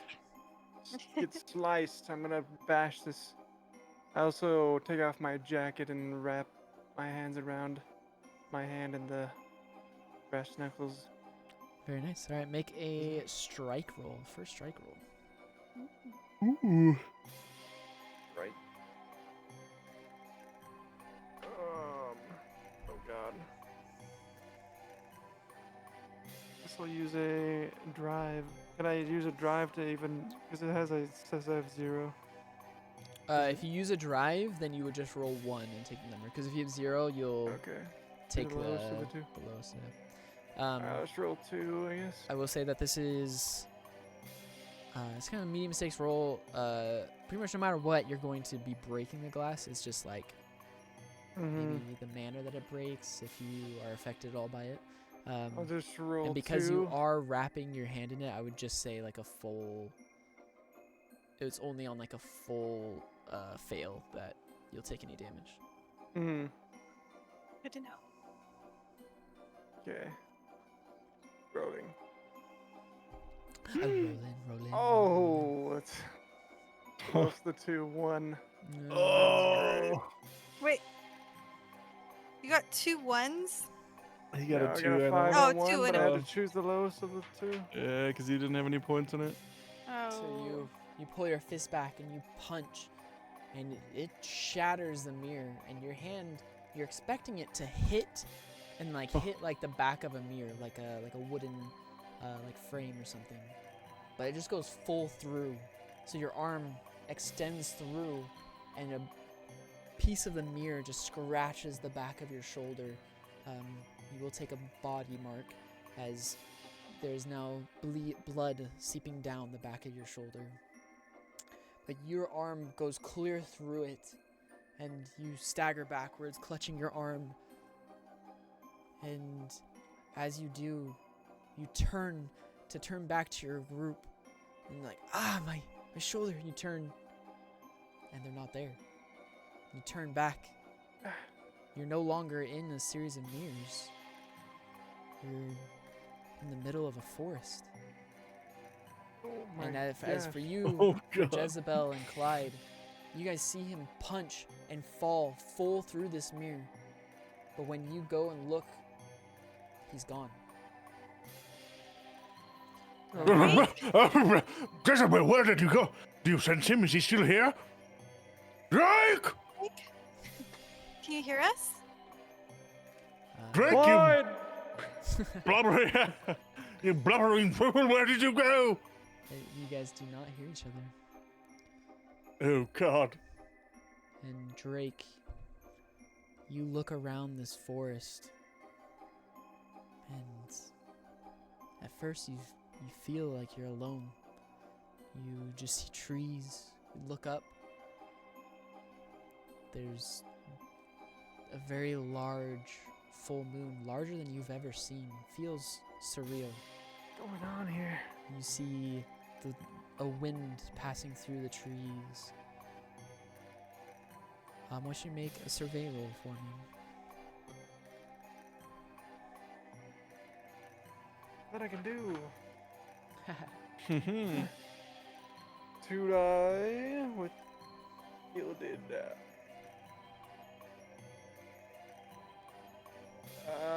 4 non-gilded. 4 is mixed success. As you look around, a shiver runs down your spine, and you start to feel pretty tense. You get the idea that Oh, if you don't figure out what's going on quick, that your mind might start to play tricks on you. But as you're looking around and you're feeling the shiver, you see just around the edge of one of the trees a foot protruding from the back of it. who's There's there? a black long boot and maybe the hem of a dress. And it's like laying down is what it would seem, as someone is laying down on the other side of the tree. Hello, is anyone there? I go investigate. You go walking towards the tree, and you round the corner of it, and you see a woman with slick back brown hair, kind of pulled back into these two rings of like ponytails. She's wearing a veil and a deep black and purple dress. You would have seen like posters for Madame Tori posted around her tent and as you were entering the circus, and this does seem to be her. And as you walk around the corner and you inspect her, she seems to be unconscious, laying there. My goodness. What was her name? Madam Madame Tori. Tori. You rush forward and start to kind of shake her a little bit to see if she'll come to. She seems unresponsive. And as you're doing this, kind of crouched over here, you hear from behind you. What is that? Who's there? And as you turn, you see a monstrosity with Oh my god. these legs fat and protruding down around, curled down in like a sitting pose, as the body is made out of a giant box with a key on the side of it, slowly turning. The hell is that? And then as it does, it starts to rock backward and forward and backward and forward before Get away it from me. ticks. And then you hear a and it stops before suddenly out of the top the lid flies back, a giant head with coils wrapping around it, bouncing it out towards you, bouncing back and forth as a face of this clown with very sharp teeth, diamond eyes with a red smile and red nose painted on, and hair that is falling out and disgusting, and large pointy ears as it starts to sneer at you, and a long tongue protrudes from its mouth. Welcome. God. As these arms protrude out from the side with big white gloves, as it raises its hand to start to pull itself towards you. Jezebel, Clyde, what are you guys doing? Can I pull out a rope and tie it, and then we can go in with the rope on the other side? I'm So you just go to nervous to follow go through the in mirror. without. Yeah. We definitely need to go in and help him, or see what he's doing, if he's okay.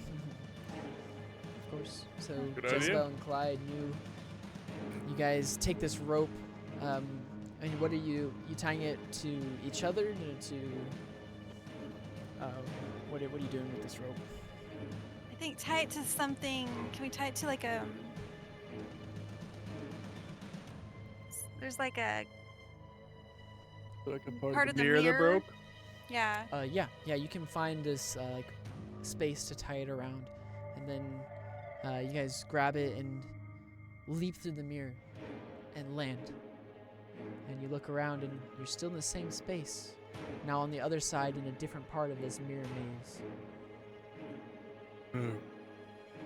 Drake, where are you, Drake? You hear no Bud? response. Mm, No. maybe we need to break another mirror. What do you Yeah. think? Yeah. Let's break another mirror. All right. I'm going to take out my sword cane hand weapon and swing it at the mirror. All right, make a strike roll. Oh, I only get one. That's a 3. All right, you pull the cane back, swing, smashing the mirror, and as you do, you get shattered mirror falling all over you, as you will take a bleed as a piece of the mirror as you step forward, Ah! stabs into the bottom of your foot. And you look down and then look back up, and you're in a forest, no longer surrounded by mirrors. You hear this weird creaking coming from beyond a tree where you can see a pair of legs sticking out from. Drake, are you in here? Ah, goddamn, my foot! Oh! Drake, you hear Clyde yelling from behind a tree that you just came from. Clyde, is that you? Yes, it's me, goddammit! Ah, where are you? What happened to your foot? I fell through the mirror. You see that beast, this clown? Oh, As you God. round around the tree, make your way around it, you see a giant jack-in-the-box with a real clown head that is huge and giant fists clawing its way towards Drake, towards the Madame Tori, and now towards you. As it lifts its fist, pulls it into a fist, and we'll cut back to Jezebel. Jezebel, what are you doing? I try to follow. Oh, go ahead. Oh, sorry. One thing I do have, my new ability is learn from my mistakes. So every time I get a result of 3 or less, I get to explain what I learned and then get a drive back. Perfect, go ahead. So I learned that when swinging the cane, that there is a counterbalance and that I should not use my full force or else I may fall into the thing that I am swinging at. Very nice. And you take that and mark that down and as a mental note, and you're like, I will remember that for later. And receive that drive. All right, continue, Jezebel. Thank you. I try to follow Clyde. As you step into through, that you broken find man. yourself in another just space of mere maze. No. So I pull out my dagger. No, I'll say, I'm sorry. I'll pull out my pistol Ooh. that I had and shoot the mirror. All right, make a control roll. Actually, I'm not even gonna make you roll for this because since you're using a ranged weapon for this, you step back and you shoot, and as soon as you do, the mirror shatters, and you kind of shield your eyes for a second just to make sure no bits of shards come flying at you. And as you lower your hand, you see a surrounding of trees with a giant moon above you, and you hear Drake and Clyde yelling about something beyond a tree. And as you run over and circle around the tree, you also see this giant clown with its fist pulled back and strikes it forward. I need both Clyde and Drake to make move rolls. Damn it, Drake, why did you turn this jack in the box? What? Did you turn the mechanism? Roll. It just came up behind me. Oh, I got a 1. No. I guess I have one. I didn't do enough physical therapy on my ankle, and now it's Oh, no. my foot cut as well. Clyde. Get a 5. If you have a resistance, you can use that if you want. Sadly, I do not. Not in this category. So Can Drake, you use my resistance? no, Bad so, brain.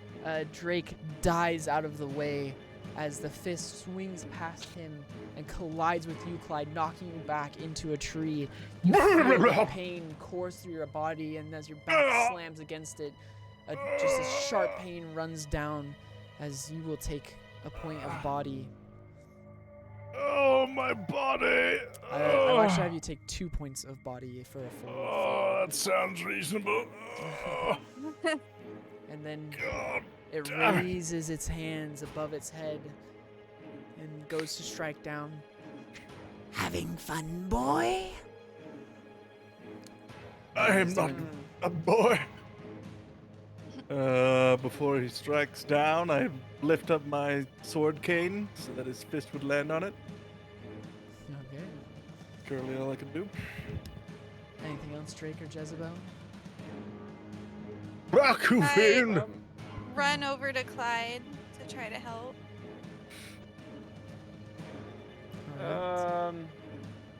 I'm gonna try to use my camera to flash it just to disorient it. For... Okay, very good.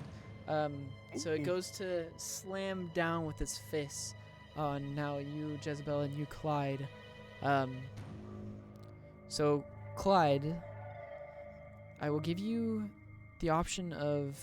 So you said you want to raise your cane up to it.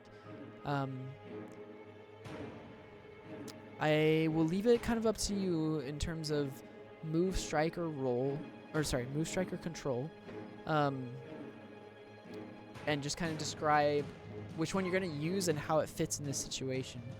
Of whether you're trying to kind of move out of the way and still leave it there, or if you're just going to kind of stand there and try and thrust it up as it comes down, or kind of what you're trying to do with this. Yes, I think I'll go with control.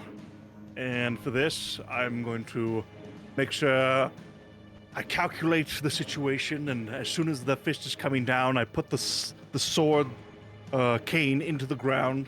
That way I would have the most leverage. And then I slightly move out of the way and make sure I angle it correctly, so it land perfectly on the sword. All right. I'm going to have you roll that control. Take an extra die. Because Drake, right as it goes to slam down, feels the bulb powering up and heating up before it flashes, and it kind of makes the clown jolt off a little bit. So take that. A free drive for you. Mm-hmm. And Jezebel, what are you doing to dodge out of the way of this? Or what are you doing to... I just try to roll out of the way. Just get out of the way. Alright. Jezebel, roll! So move roll from Jezebel and a control roll from Clyde. Whew. I'm glad you gave me that drive, Drake, because my 4 is the highest. Ooh, I only rolled a 1. Oh, God. So you watch the fist coming down, and just as it's about to slam onto you, you stab the cane sword into the ground and move away, and it, as it comes down onto the cane sword, you see it recoil one of its hands that now has the cane sword stuck into it, and you see as it recoils away that it is snapped in half, but that there is part of it stabbed into it like a splinter into the side of the hand. And then Jezebel, the other hand slams down into you, and you are going to take 2 points of body. As it slams and you feel yourself crumple down to the ground, almost get pushed down into it. Jezebel! No. What is up? Are you good on body? It puts me at 3. Okay. So if body. you take one more, that will be a scar and you'll Yep. be unconscious. Okay. It now turns and looks at the stab in the hand and rocking back and forth. When Was I distracted. play, they don't usually. The toys don't hurt back. And as it turns and looks back at you, the tongue slithering between these sharp teeth. As it does, it almost cuts the tongue just a slice bit, and you see a drop of blood fall to the ground. What are you doing while it's saying this? I'm going to grab my vial of acid, my acidic vial of acid, and I'm going to throw it at him while he's kind of holding and cuddling his wound. All right, make another control roll. I'm going to drive this one, my only drive in control. Probably worth it. Whoo! That is a 6, non-gilded. Nice. Oh, baby. So you, once again, as you're getting flashbacks from... Nobody the week before, hurts my Jezebel! and filled with that anger, you release the vial, and it soars through the air before it smacks into the side of it, and you hear, "Ah!" And it seems almost like the voice falters a little bit. Sounds a little higher pitched, and you hear, "No, no, no, no, no, no, no." And all right, it starts to recoil backwards. Drake, Jezebel, what are you guys doing? I'd during take this? out my gun and try to shoot him. All right, make a control roll as you bring your pistol forward, steadying it, and pull the trigger.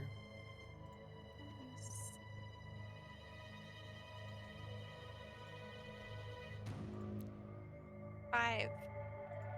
A 5. A mixed success. You steady it.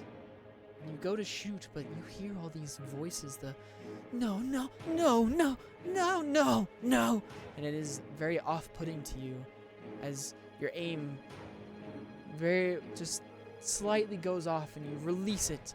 And you see it strike across the face, leaving, kind of tearing through the mouth as blood starts to pour out.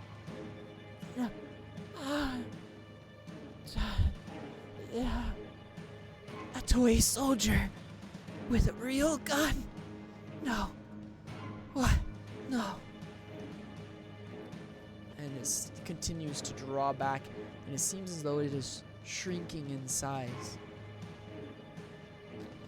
What are you guys doing now?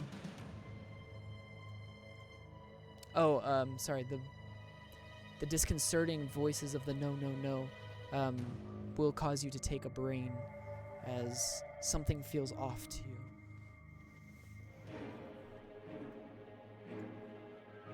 you. Right. I call out, Johnny, are you here? I want Any you response? to make a sway roll. Ooh. Right. Gilded 2.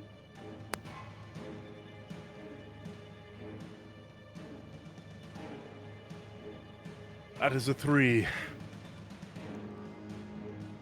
Johnny, Johnny, Johnny. Johnny, Johnny.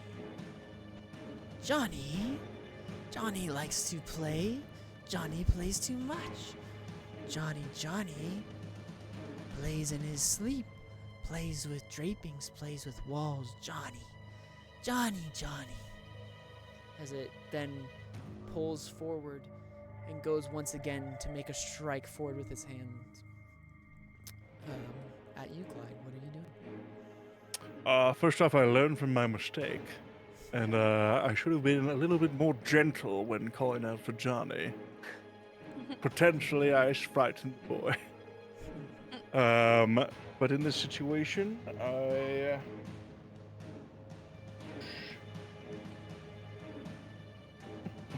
I'm going to run at the creature, specifically for the wind-up mechanism, and I'm going to try and undo the spring. Okay, very cool. I will have you make a move roll Okay? as you try to One. run and dodge past this incoming fist. Drake, what are you doing during this time? I do have like an open book thing, but it says only people. I'm just gonna while he's down and, suffering at a weakened state, I was gonna ask what he was, what are you? Which, Okay, then remind me what that does. yeah, it says when you attempt to connect with others by sharing something deeply personal, add a number of dice equal to your current cunning resistance to sway roll. Damn.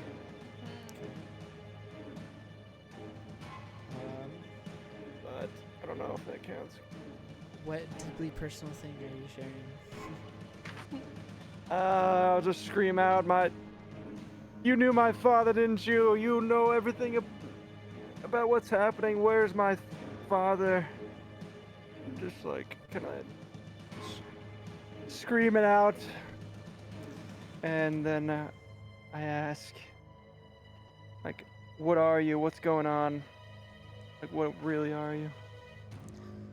Father, father, father, easy to anger, father, father. But father loves little Johnny. A father here is better than a father gone. Yeah, I will, so, make a sway roll. So add a number of dice, oh wait, no, sorry. Add a number of dice equal to your current cunning resistance to a sway roll. Okay, so make a sway roll, add your cunning resistance. So how many cunning resistance do you have? That's based on the max drives. Is that it? Yeah. Yeah, Yeah, I should have 2 then. Okay, so add 2 roll to a sway roll to try and get it to open up to you. Okay.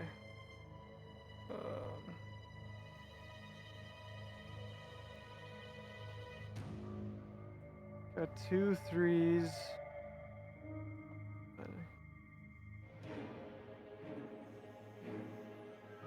Yep, 2 3s. 2 threes. You can use a resistance if you want to re-roll it. Do you ever get those back? Yeah, when you use a refresh after an assignment, you get those. Okay. Sure, I'll re-roll it. Just go ahead and re-roll. Erase that resistance so you know you used it. And re-roll. Okay. Can I give him a one of my when you drives? roll a resistance, you actually don't get any extra Oh, drives. okay. So even if you would have given him help before he rolled, he would still only roll his base for this. So do I just re-roll 1 of them? Because of your power, I would just say that is your base for this roll. So just re-roll the 2. Re-roll 2? Or however many dice you just rolled for that roll. Yeah. Alright, I got a 4. Alright, so Nice. mixed success. So as you yell that out, you see this monstrosity kind of flick or shudder a little bit. Father? You hear this voice of a boy echo out of this clown mouth. And then it What the hell is this? whips back. Father isn't here. Father doesn't care. Father isn't anywhere. As it releases that punch forward. Clyde, what did you roll on your move? Before I reveal my role, I look over to Jezebel and I say, I'm going for the mechanism. I believe this might be Johnny. If I go down, make sure to fulfill my task. And I run and I roll a 1. Can I say No. hold on though before he does it, and I can do my bending spoons instead, or is it too late? I would say that we I would say it's probably too late. probably too late. Okay. Do But I you want like the to idea. burn a resistance on this, or I do not have a sense for this one, sadly. all right? So as you go running forward towards the fist, you go to dodge out of the way at the last second to try and get to this mechanism, but it just clips the side of you, and you go spinning into the air before you land on the ground. You will take 2 marks of body. Oh, that gives me a scar plus 1 additional. All right, so erase it and put 1 on. as Actually, no, you 2 marks. That would just be a scar, sorry. Okay, just a scar. So you can wipe out all of that as you guys see Clyde spin through the air, fall, Clyde! slam onto the ground, and is unmoving. And now, Jezebel, if you want to use your spoons now, you can. Yeah, I'll use my spoons on the mechanism. So that's a sense roll, correct? Yes. All right, make that sense roll Killed to it. try and wind the box again.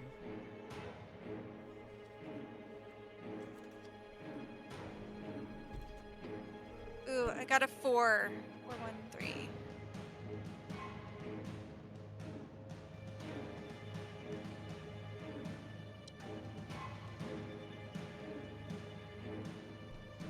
Okay, you said a 4?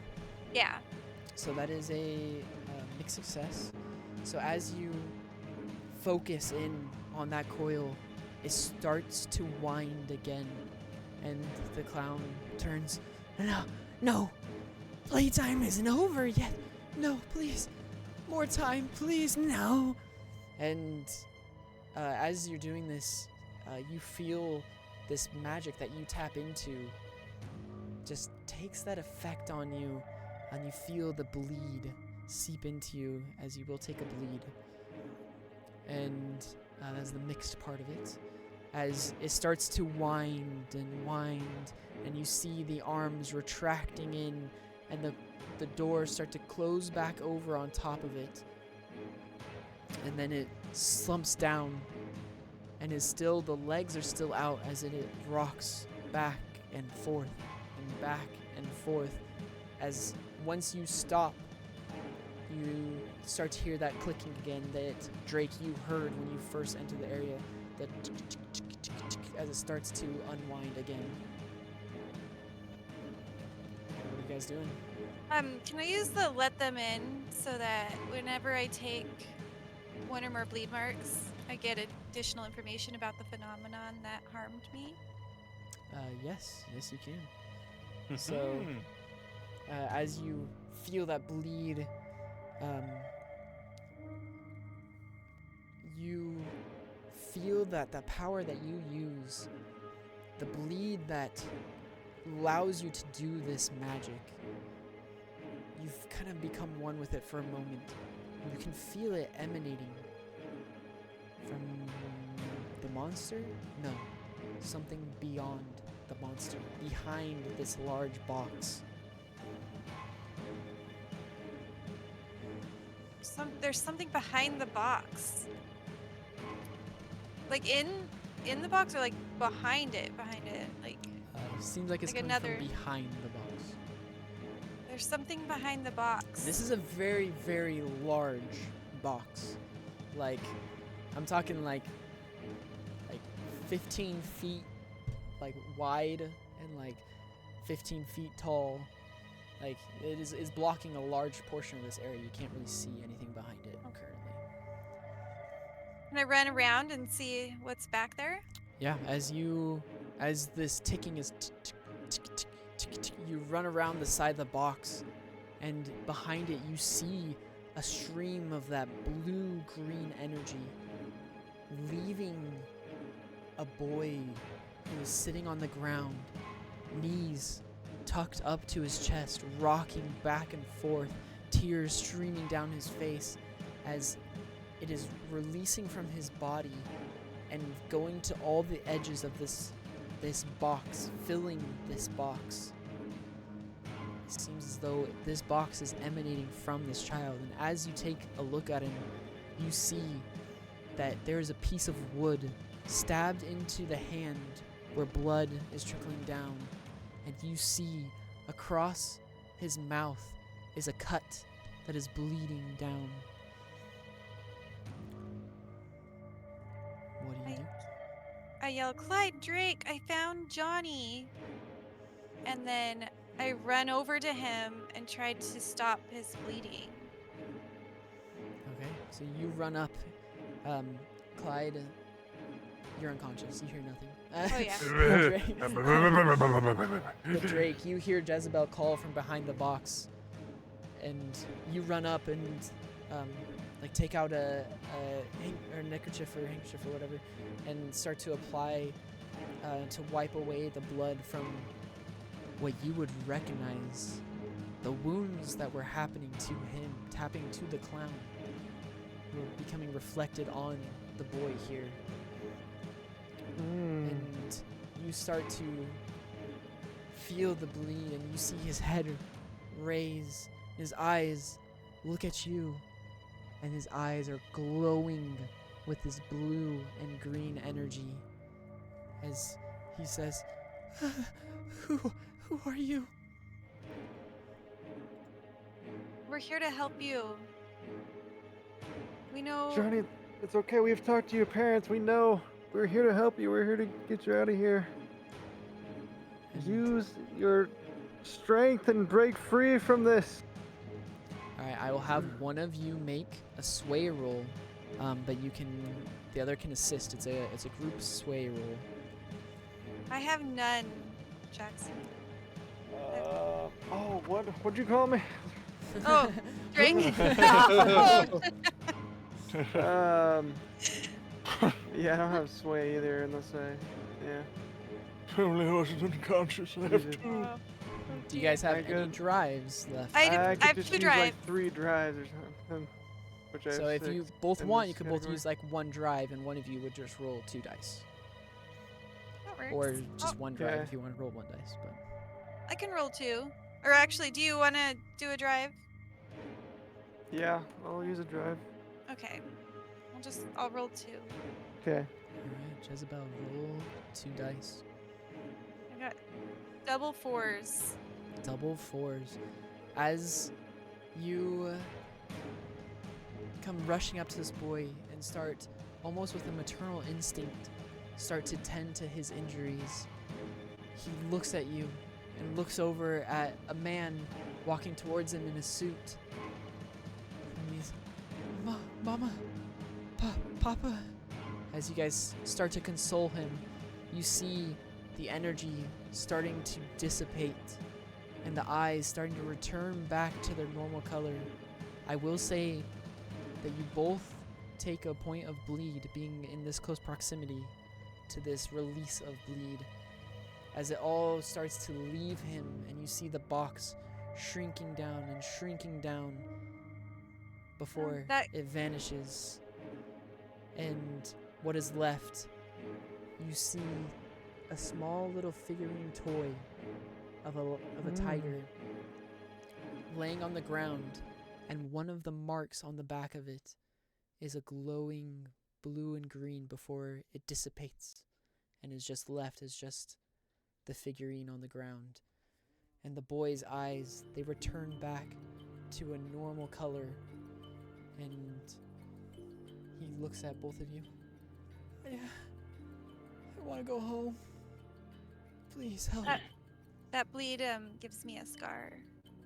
Okay, so as you are consoling him, you kind of slump down as you are overcome by this bleed, and Drake, you are left with two of your fellow members laying on the ground, and this boy crying for home who's slightly injured.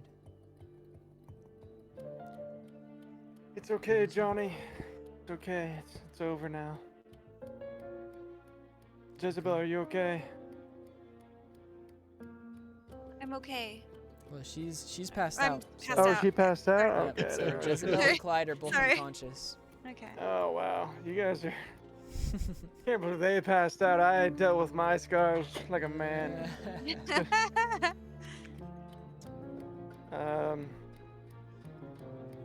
I just, wanna sit back leave. and take a little breather, but ensuring Johnny is safe. And as you do, you hear rustling behind you as Clyde starts to come to. And Clyde, your eyes open as you took a body scar. How is that portrayed to you? Or for you? Well, now that I've had a twisted ankle, a cut foot, and a punch that I'm going to say hit me right in the side of the knee, I'm now going to have a permanent limp on my left leg. Very nice. And for that, I'm going to lose a move. And I'm going to gain...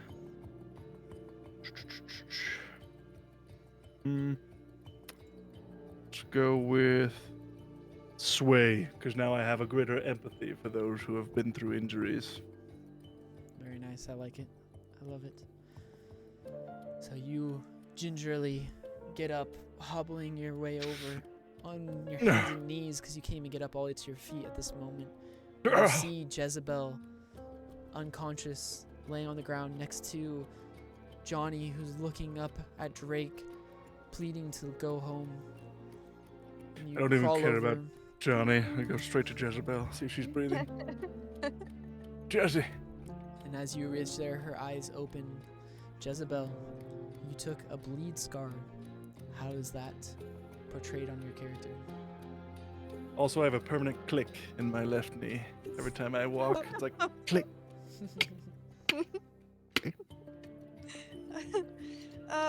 My bleed scar is gonna be, gosh, can my eyes turn black? Yes, absolutely. Oh, So my eyes turn black and I lose,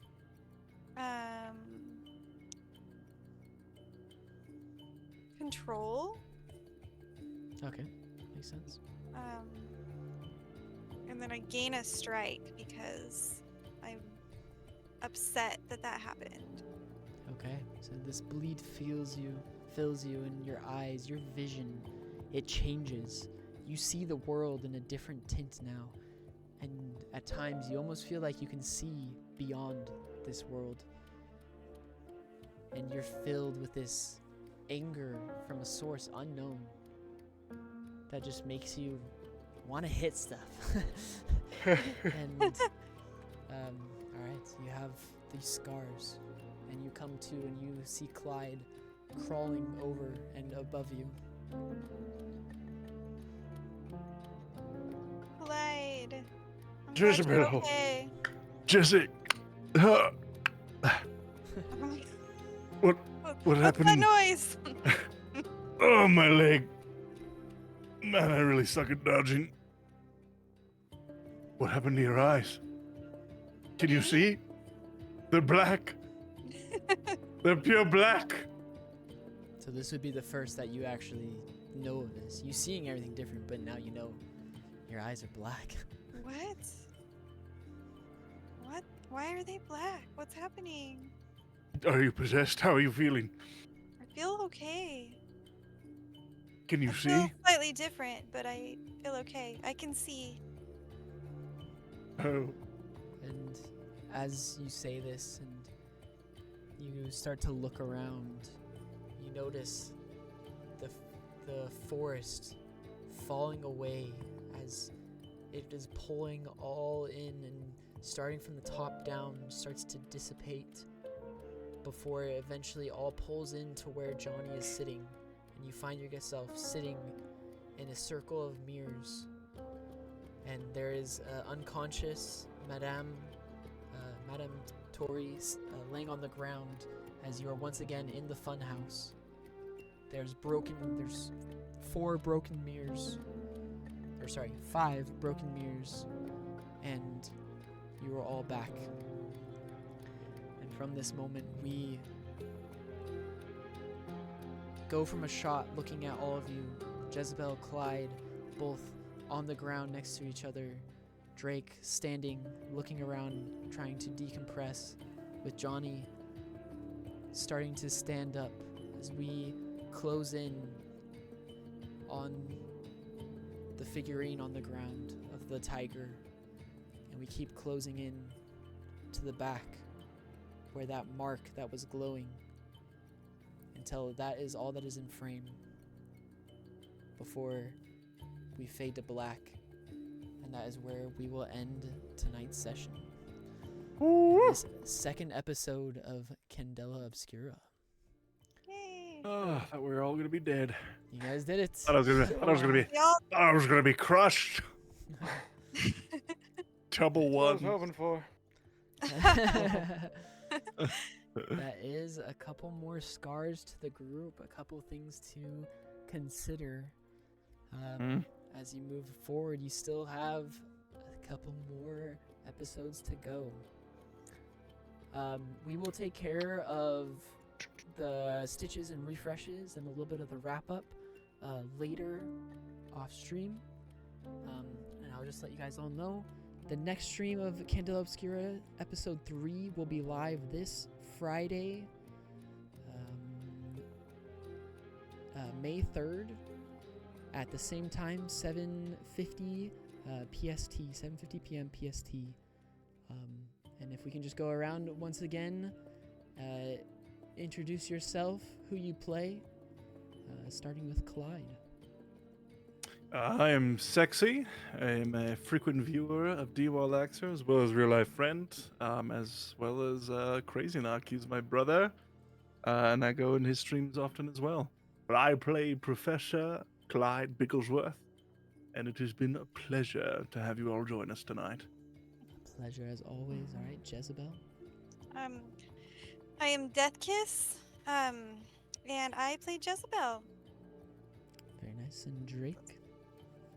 Yep, game alias is Crazy Knock. Playing Drake. Same what Clyde said, brothers and a friend of D-Wall. New to this whole thing, so it's an interesting experience. Yes. You're doing amazing. So. Appreciate it. Yes. And Jezebel is my fiance in real life. That's why I flirt with her constantly. Yes. It's not just an on-screen portrayal. It's true love. And I am D-Wall Axer. I appreciate you all so much. Thank you all for being here. I hope to see you here on Friday. Peace.